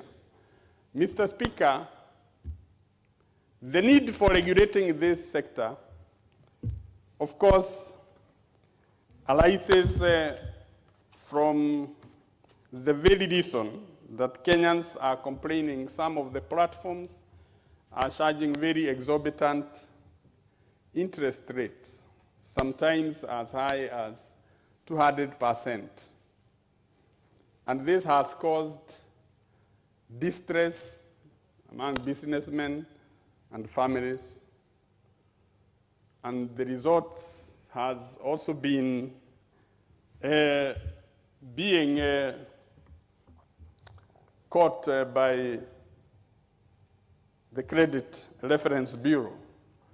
Kenyans have been opposed to their names being registered on the Credit Reference Bureau when they are not able to pay up the loans. So, Mr. Speaker, the essence of this bill is to regulate, but not to kill the digital leaders platform.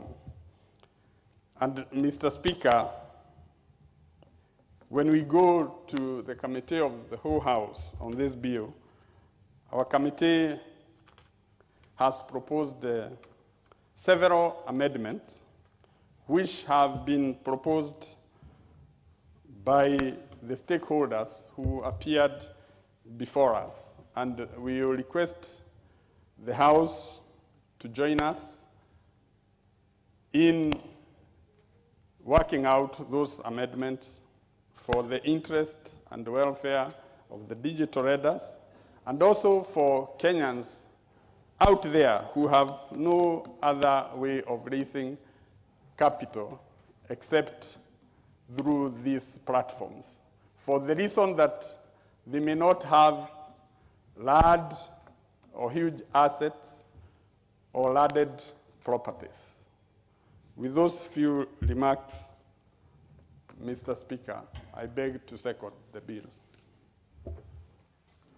Honorable members, allow me then to propose the question that the Central Bank of Kenya Amendment Bill, National Assembly Bill number 10 of 2021, be now read a second time.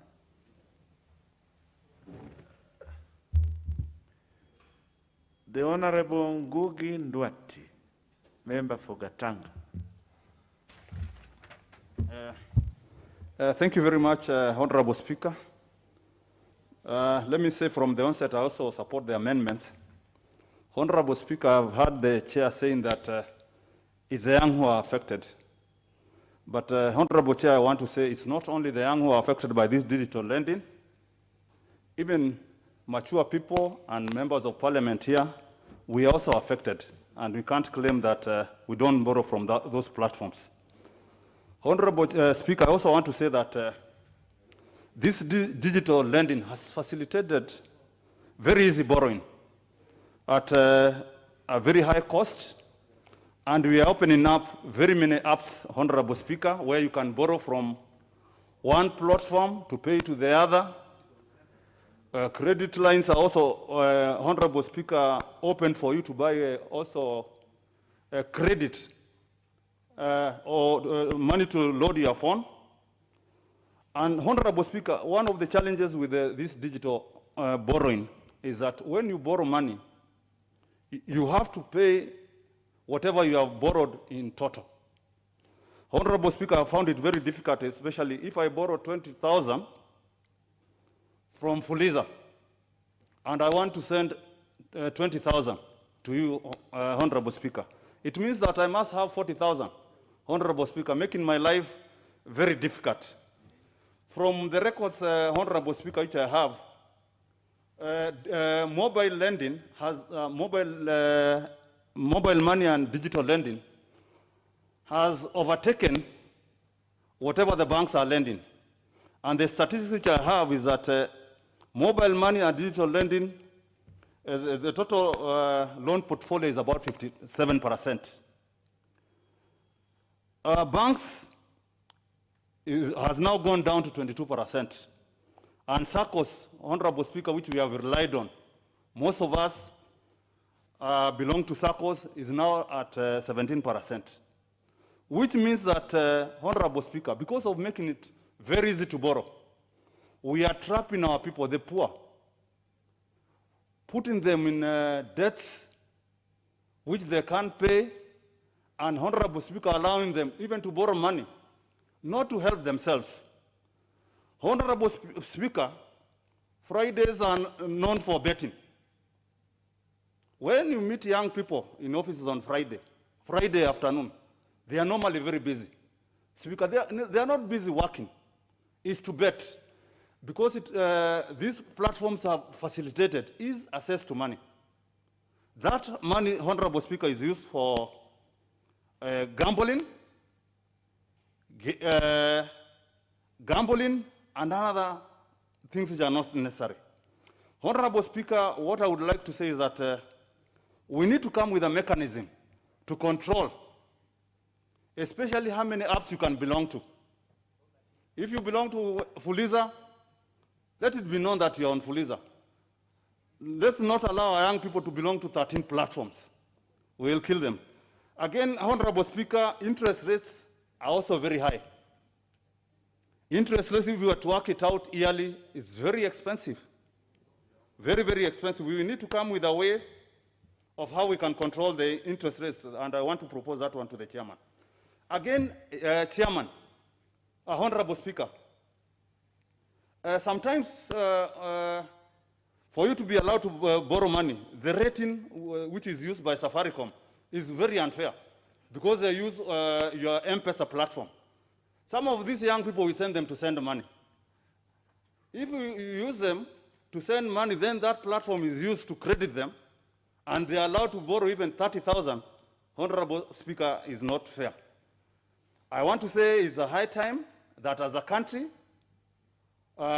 we supported our young people. Otherwise, if we continue with this, we'll kill generations, we'll put them in debts, which they'll not be able to pay for a long time. With those few remarks, Honorable Speaker, I want to say that I support. The Honorable Koskei Mutahi, member for Chepalung.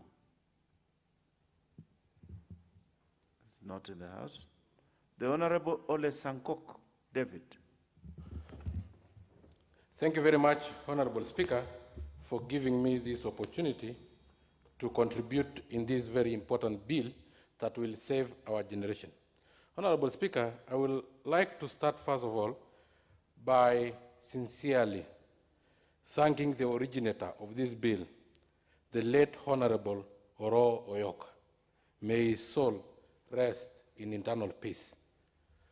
And Honorable Speaker, I'm sure wherever he is, he must be very proud of the Finance Committee led by Honorable Gladys Wanga for not rubbishing his thoughts, but picking up and bringing the same bill for us to discuss in this House.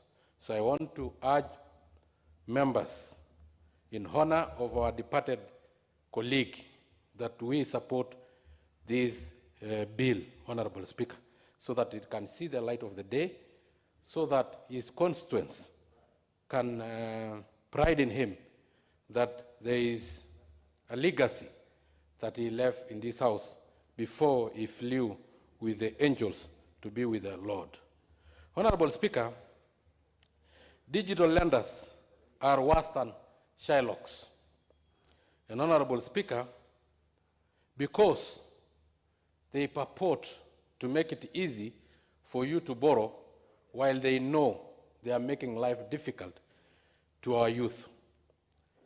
If I can take Fuliza for instance, 1,000, if you borrow in a day, they will charge you 50 shillings.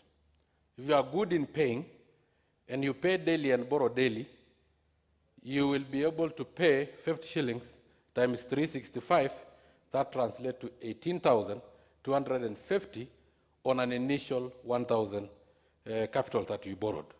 Honorable Speaker, even if you are doing business, ya dawa ya kulevya, in quotes, Honorable Speaker, you cannot be able to make that profit margin. Honorable Speaker, these people have made it easier for our youth to borrow and sometimes even to steal so that they can satisfy their urge in the betting industry. And all of these people, characters, are actually colluding and killing the future of our youth. Honorable Speaker, I say they are worse than Shylocks because I was a victim of one called Tala. Before they were regulated in terms of which the ID that they have to take, the number, Honorable Speaker, I rarely borrow loans. I don't take loans. So one day, when I went to produce my CV somewhere, I was told I was in CRB. And I have been in CRB for the past 9 years because of 9,000 Kenya shillings. Honorable Speaker, 9,000 Kenya shillings. A businessman of my caliber. Honorable Speaker, I wondered, they have my telephone number. They have never called me. They said that maybe somebody used your ID number to get the loan. They never called me because they were colluding. They know that at one time you may need to use the CRB certificate. So what they used to do, is pick your ID number from M-Pesa shops, pick your phone number, and then they put the money there. They know one day they will catch up with you, even if you will stay for so many years. I stayed for 9 years because I don't borrow. For those who borrow, perpetuated by corrupt individuals. Honorable Speaker, we have also to ask ourselves, who are the major shareholders of these digital lending companies, including Safaricom, Honorable Speaker? You know, Honorable Speaker, you cannot be a leader in this country. You cannot earn from taxpayers. You cannot, Honorable Speaker, steal from the same taxpayers, Honorable Speaker. Honorable Speaker, we can excuse you from stealing from KEMSA, from Mafia House. But Honorable Speaker, coming down to steal from border riders, to steal from mamambogas, to steal from the hustlers, Honorable Speaker, who are living from hand to mouth, just in an elaborate scheme of lending money. And the shareholders of these big companies, these digital lenders, are known, Honorable Speaker. And it is high time that we control them using CBK. And CBK should go a step further and name and shame some of these shareholders, major shareholders of these lending companies, Honorable Speaker. Because they have registered their companies. We know where the money goes to. We can easily track the money up to the pocket of so-and-so, Honorable Speaker, because we know they are worse than the so-called corrupt individual, Honorable Speaker. Honorable Speaker, these have been very possible for these youth to be able to borrow because we have killed our economy. We have created an appetite for money in our economy. You know how we have killed our economy, Honorable Speaker? Is using the trickle-down economic model, where we facilitate in terms of law and financing of the big corporates up there and put all our money there as a government, put our energies there, put our policies and laws there to facilitate them to grow with an aim of having them to employ youth for corporate social responsibility and also for them to pay taxes. But this one have become a major avenue of corruption. Now when it is a major avenue of corruption and money are up there, Honorable Speaker, like in the KQ, which is failing every year, declaring nil in terms of returns, therefore paying no taxes, no corporate social responsibility, laying off workers, Honorable Speaker, and again coming to this house to seek to be resuscitated using the same taxpayers' money, Honorable Speaker. So the money are hanging up there. Now the only cure is the bottom-up economy, because when we leave the bottom of the pyramid having no money, we have created an appetite of borrowing. But in the bottom-up kind of economic model, Honorable Speaker, then we will make laws, policies, and put our finances on the bottom of the pyramid, on the small and medium enterprises, on mama mboga, boda boda, and I'm sure the corrupt individual will not go and corrupt in kiosk, will not be accessible to boda boda money, Honorable Speaker. And then we'll have people on the bottom of the pyramid having money and reducing the appetite of borrowing, Honorable Speaker, because these have made our youth borrow, and they are in a vicious circle of poverty, courtesy of these digital lenders, Honorable Speaker. So, Honorable Speaker, I do support this bill and urge members of this House to join us and to join the Committee of Finance and to join the late Honorable Oro Oyoka in supporting and making sure that his dream come true of controlling these digital lenders. With those very many remarks, Honorable Speaker, I support this bill 100%. The Honorable Obara Akinyi, member for Kabondo Kasipul. Thank you very much, Mr. Speaker, for giving me this opportunity to also contribute to this bill. First and foremost, Mr. Speaker, let me also appreciate the late Orioka posthumously for coming up with a bill, and also thank the Committee of Finance for taking it up in its entirety. Thank you very much. Mr. Speaker, as much as we appreciate the innovators of some of these digital platforms, we know the role it has played in making business easier for our small business people in Kenya. I want to say that I support the bill. Yes, it has given opportunities to our small-time businesses, but we also know what it has done to our younger generation. Mr. Speaker, it is important and critical that it must be regulated. If you see how our people are in virtual or continuously impoverished, borrowing after borrowing, you call or you want to send money to some of the young people at home, and oh, please send it on my mother's phone. Send it on my father's phone because I have Fuliza. Every other day, each one of them has Fuliza.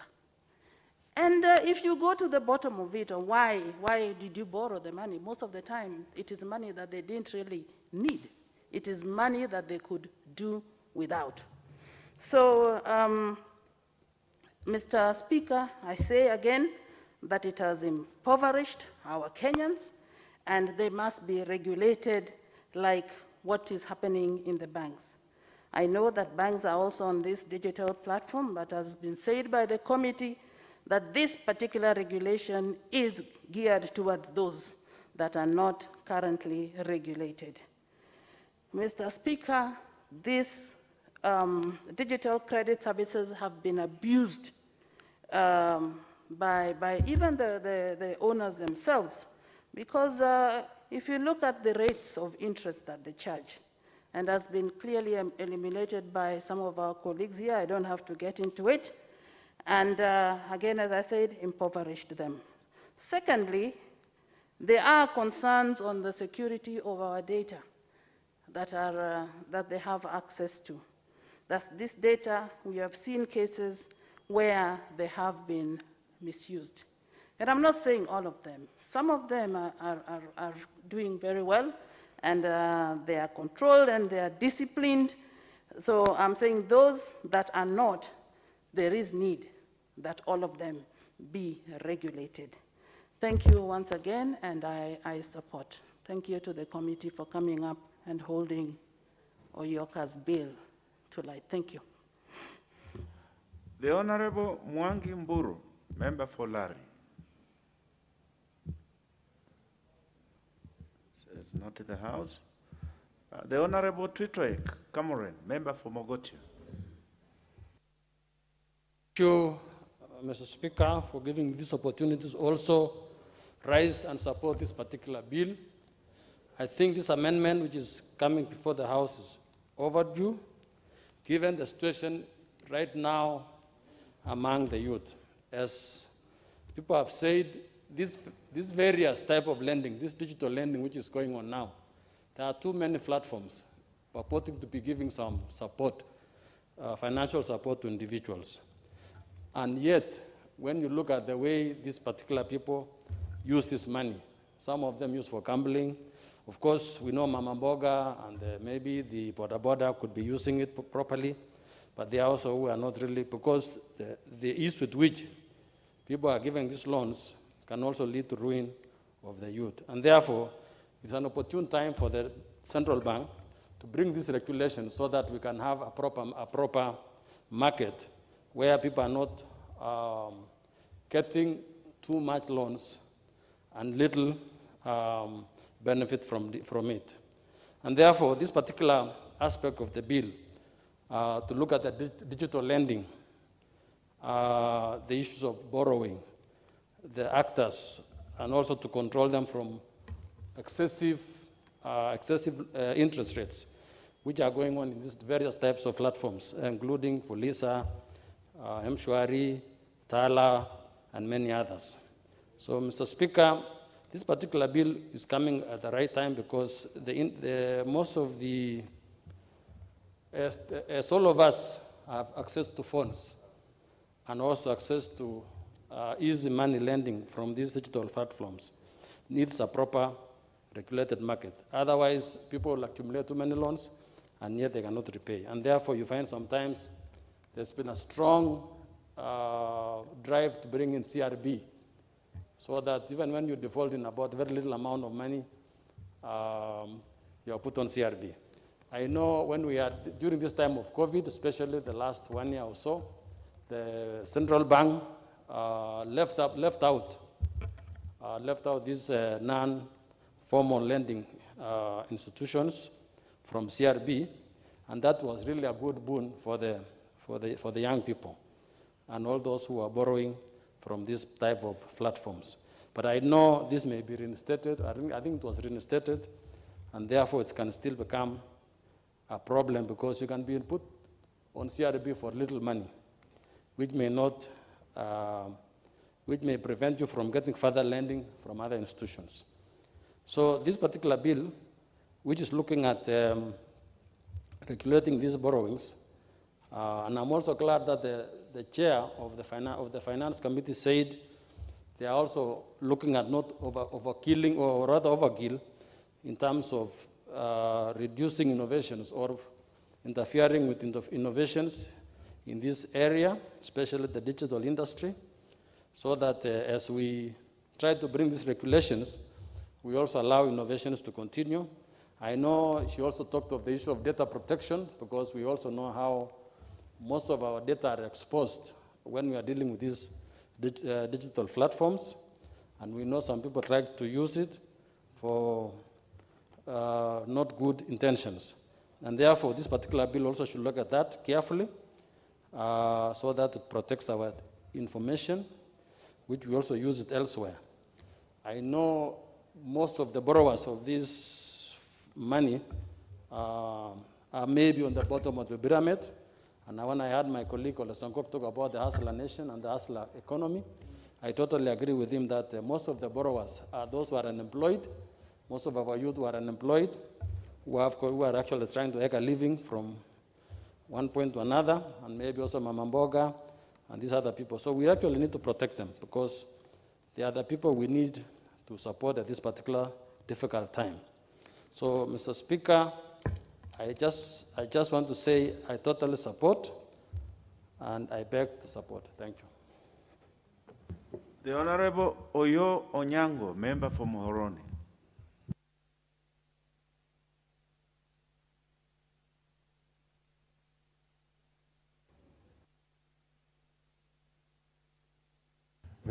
Thank you very much, Mr. Speaker, for giving me the opportunity to add my voice to this noble bill. First, I want to start by thanking the Committee of Finance, chaired by Iron Lady Gladys Wanga, for remembering Oyo Ryoka's dream posthumous. I want to say that everything that happens in life, more so in this country, has good sides and bad sides. While digital and mobile lending has also given ease in accessing money by various people, it has lots of side effects, because the interests are very high. It has discouraged the young people from working hard, so that these days I go home and the young people tell me, tomorrow we'll treat you, uncle. Then I start wondering, this man is jobless, how is he going to treat me? It's because the following day there's betting. And when they come back, they earn money, and within a short time I want to get them employment elsewhere, I realize they are in CRB. So while I am saying that this should continue, to make life a little bit easier for our boys. But we will call upon Central Bank after this amendment to regulate them. And not only the small mobile and digital lenders, we want them to move even to Safaricom, because with the convergence of this platform, mobile and digital lending, Safaricom appears to have dropped its noble mandate of the telecommunication. Now you want to make a call, and you'll find that you cannot even reach your destination, because their more interest is put in M-Pesa business.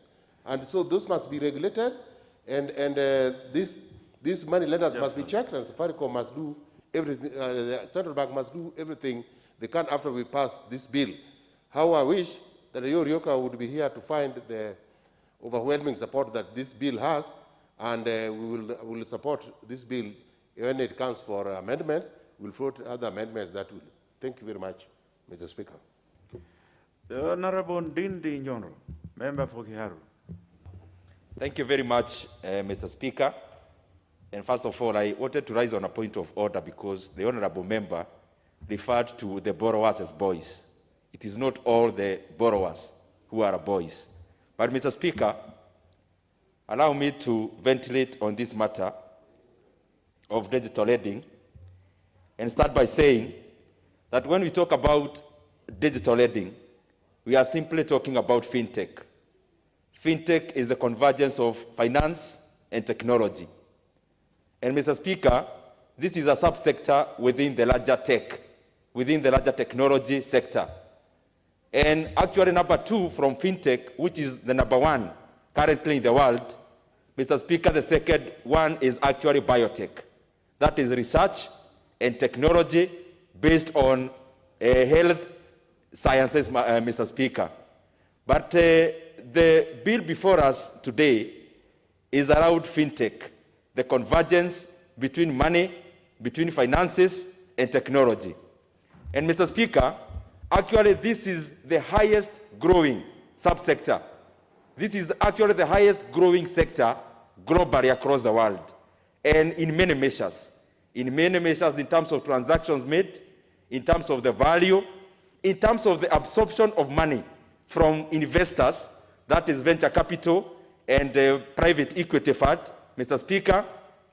And therefore, it is good for us to keep on polishing the laws that we have in this country insofar as technology and specifically fintech is concerned. Mr. Speaker, actually, the current fintech value is actually valued around 324 billion US dollars.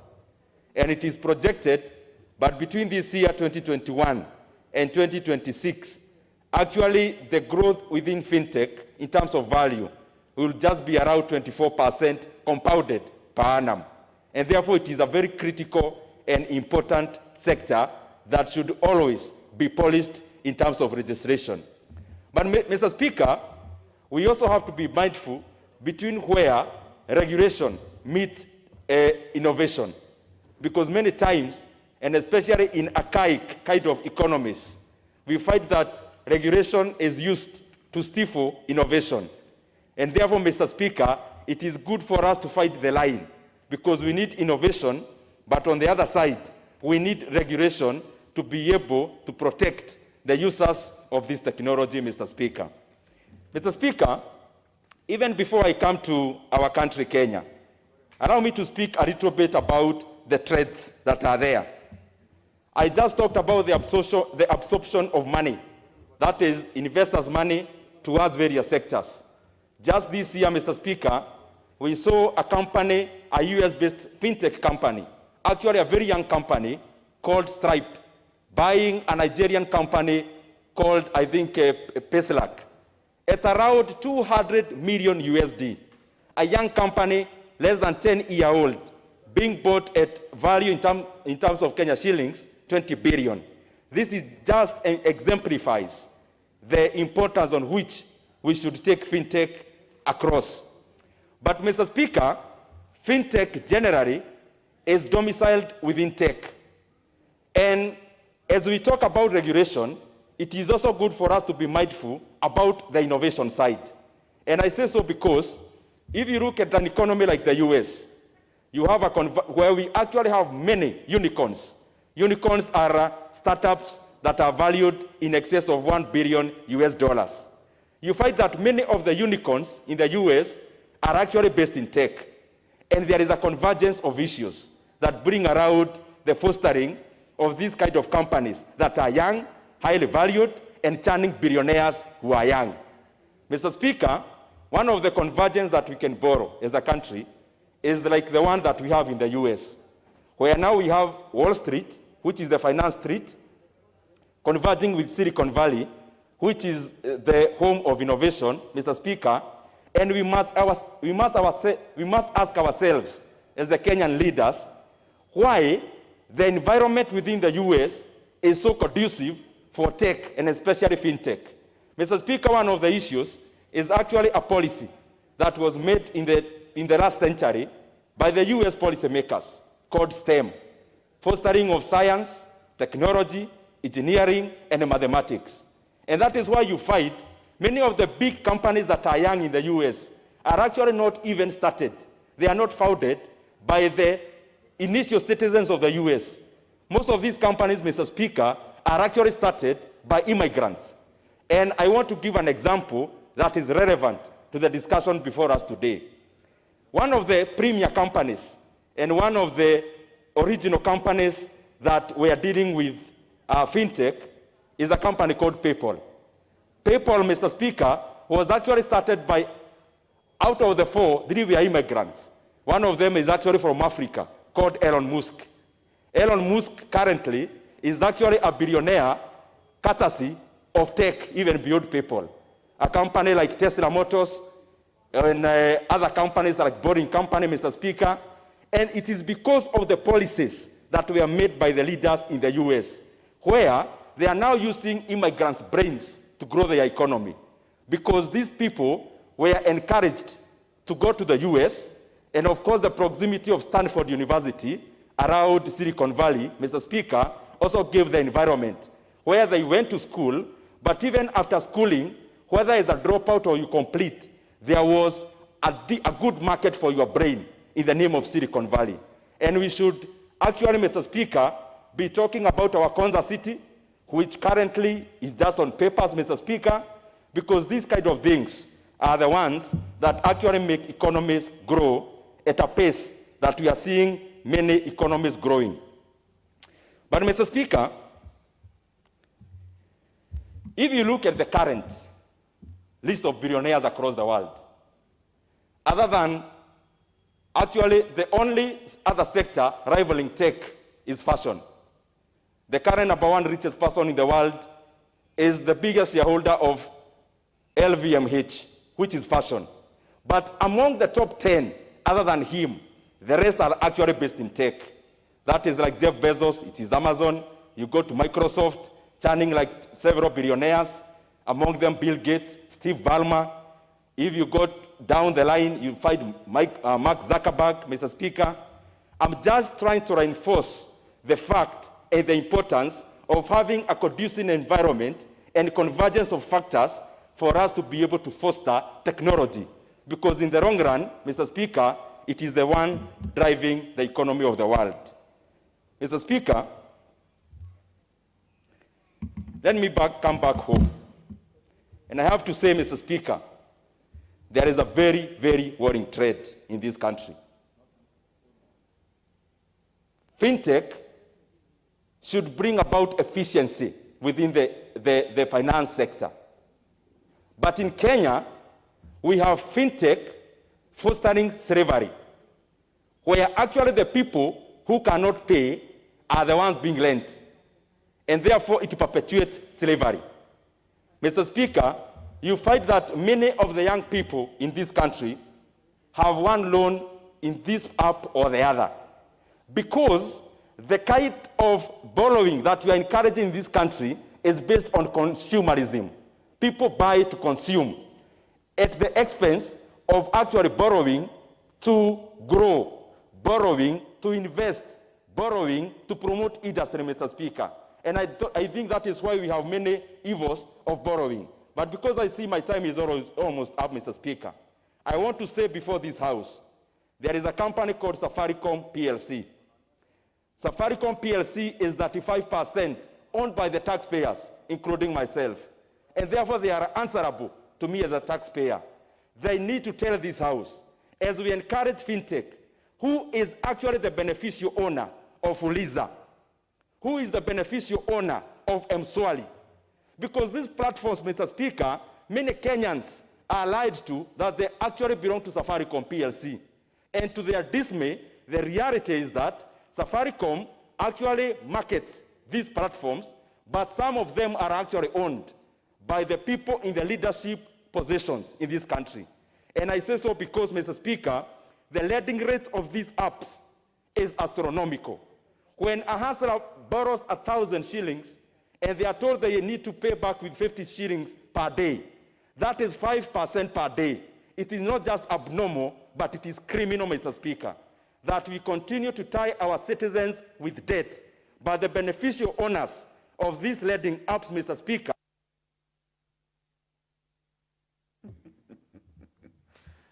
the Honorable Ndindi Nyoro. We'll have the Honorable Kiai Githiaka, member from Kurueni. Thank you, Mr. Speaker. And from the onset, I stand to support this bill. This amendment, sorry. Mr. Speaker, digital credit providers is a new phenomenon in this country. And we are not here to kill innovation. We are here to support innovation and make sure that the borrowing that is funded by the digital lenders is brought under the ambit of the law. And the law proposes to regulate these digital credit lenders by ensuring that there are minimum liquidity requirements to approve the business model that should be operated by these lenders, also to provide framework and structure for digital lenders. Mr. Speaker, I need to say that there has been a proliferation of digital lenders in this country, and they basically target the young people, also those who are desperate, and of course, the gullible. And at this point, it's very important that we also look at the main act that governs the banking industry in this country to see why so many people are running to these digital lenders despite their prohibitive interest rates. Maybe that is where the problem is. Perhaps it's the convenience, perhaps it's the ease, perhaps maybe it's the fact that you don't have to present a wad of papers and collateral for you to get this loan. But then again, I'm reminded of the Merchants of Venice, whereby when Antonio wanted to give a collateral on behalf of his friend from a Shylock, to get money from the Shylock, and he was told that he was going to give security in terms of a pound of flesh, meaning that if he was unable to pay, then he was to surrender a pound of flesh to the Shylock. And we have a similar scenario happening in this country. Who are the biggest borrowers of this money? It is our young people, the unemployed, and those who need quick fix in terms of financial fix. And time has come for us now to regulate that. Mr. Speaker, it is not unknown that these lenders are giving their money and are charging over 100% interest. This is totally unsustainable. Even when you're doing legal business, or illegal business for that matter, it's very hard for one to pay 100% interest rate. And that is where you find young people are operating many lines. Not only young people, those who are desperate. Like during COVID times, you find many people had so many lines, Safaricom, Airtel, and what have you, so that they can access these platforms. And what do you need to register? Just your name and ID. And the next thing, you are eligible for some small loan, no matter how small. But borrowing 100 bob to pay 150 on top, then we need to regulate this industry. I'm aware that many of the young people, due to the rising unemployment in this country, are borrowing from these money lenders, these Shylocks, to go and maybe also bet.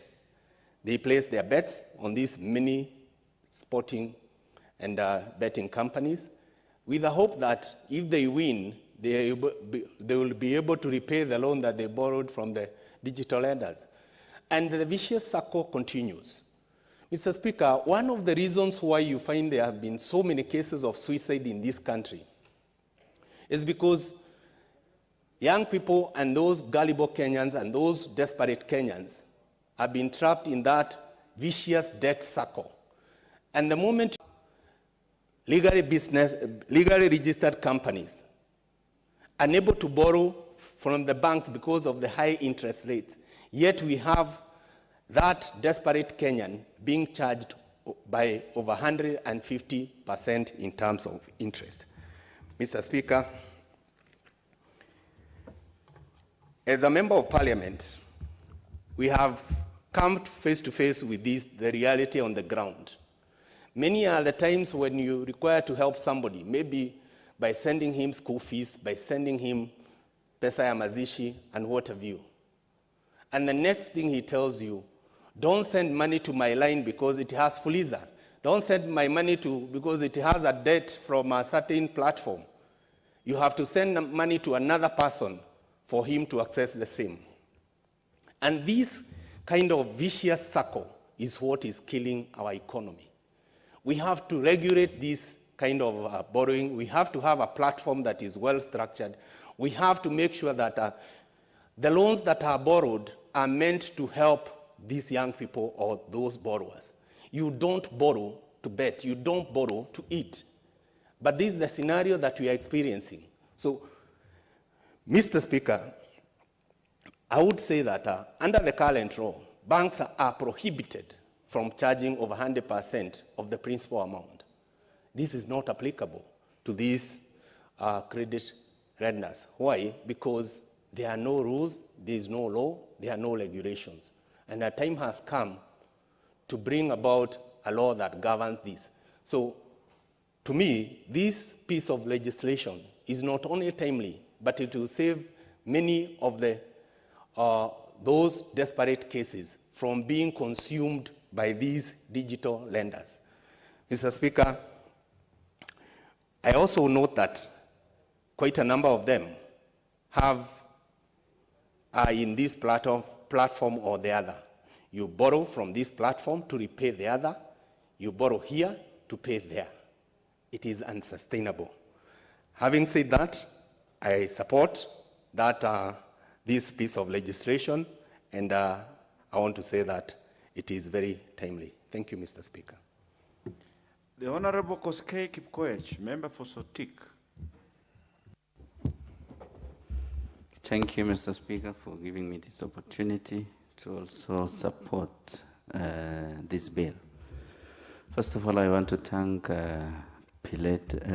late Honorable Royoka because of this well-thought proposal.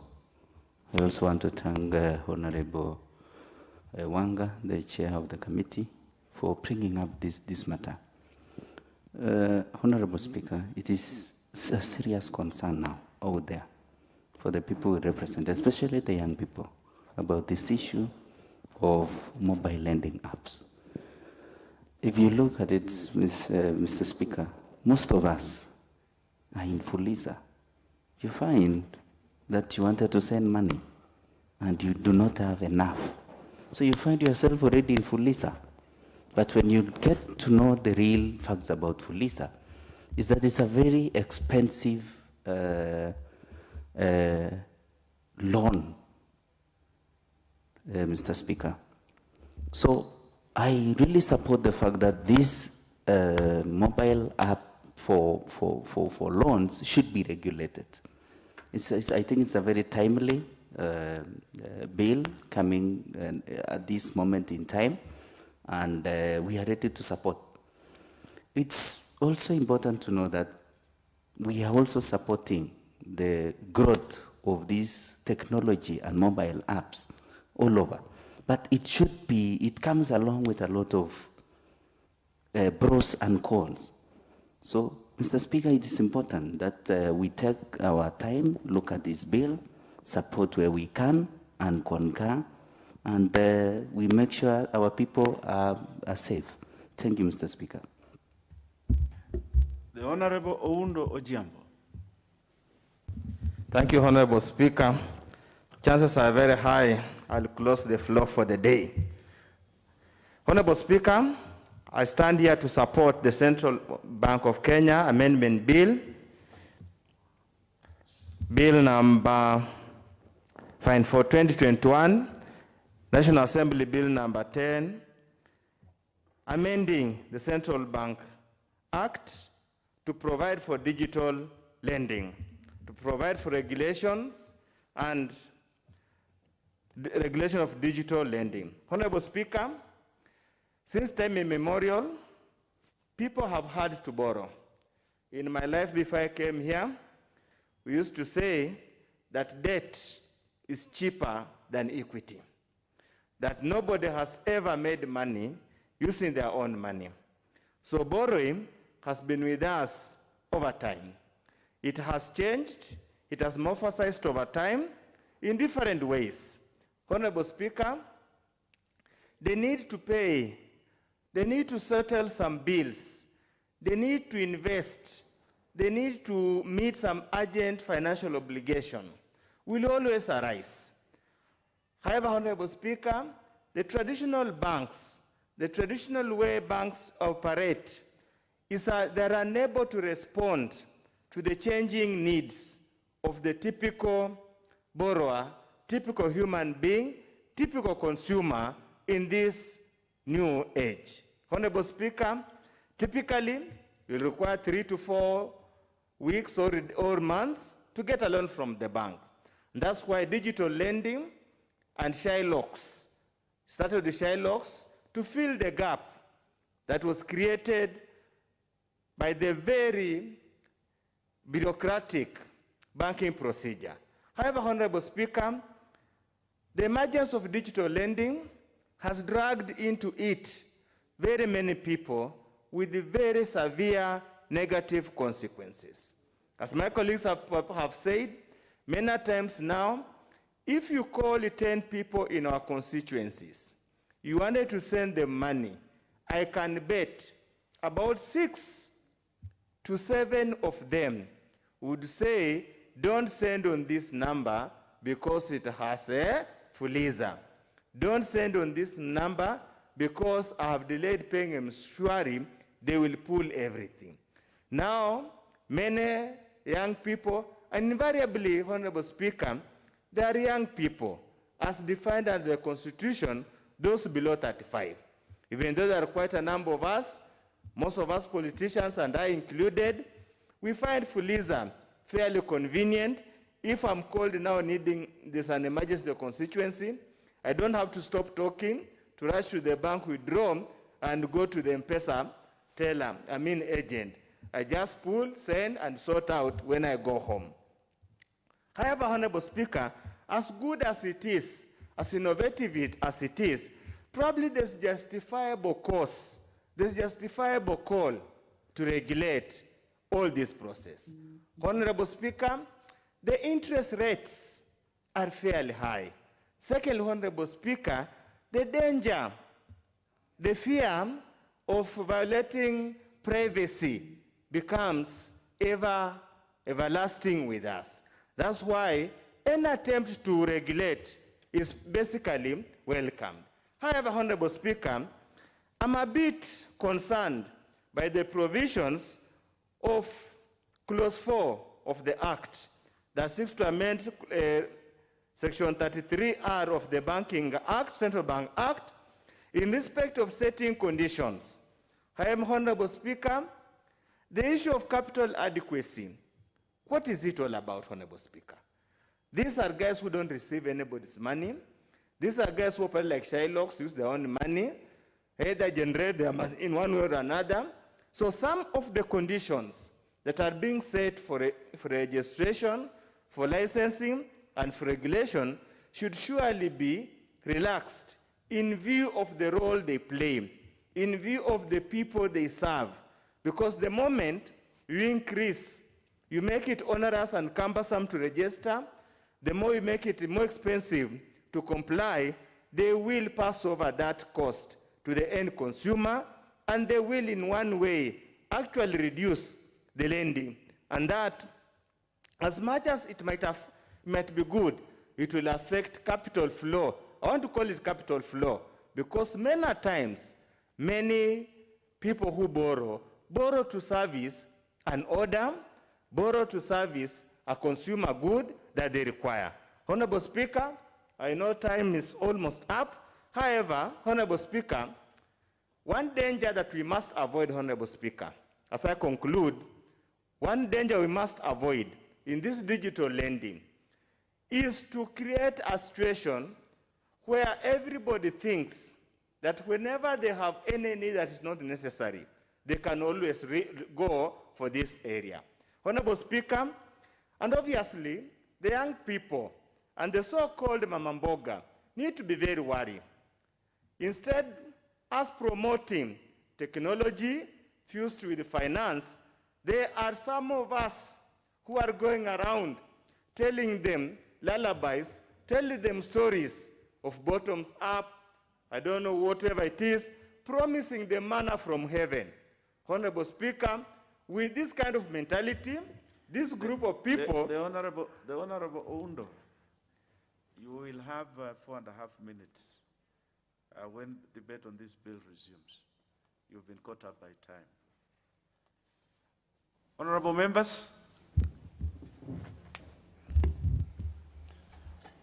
at the time being 7 p.m., this House stands adjourned until Thursday, 12th August 2021 at 2:30 p.m.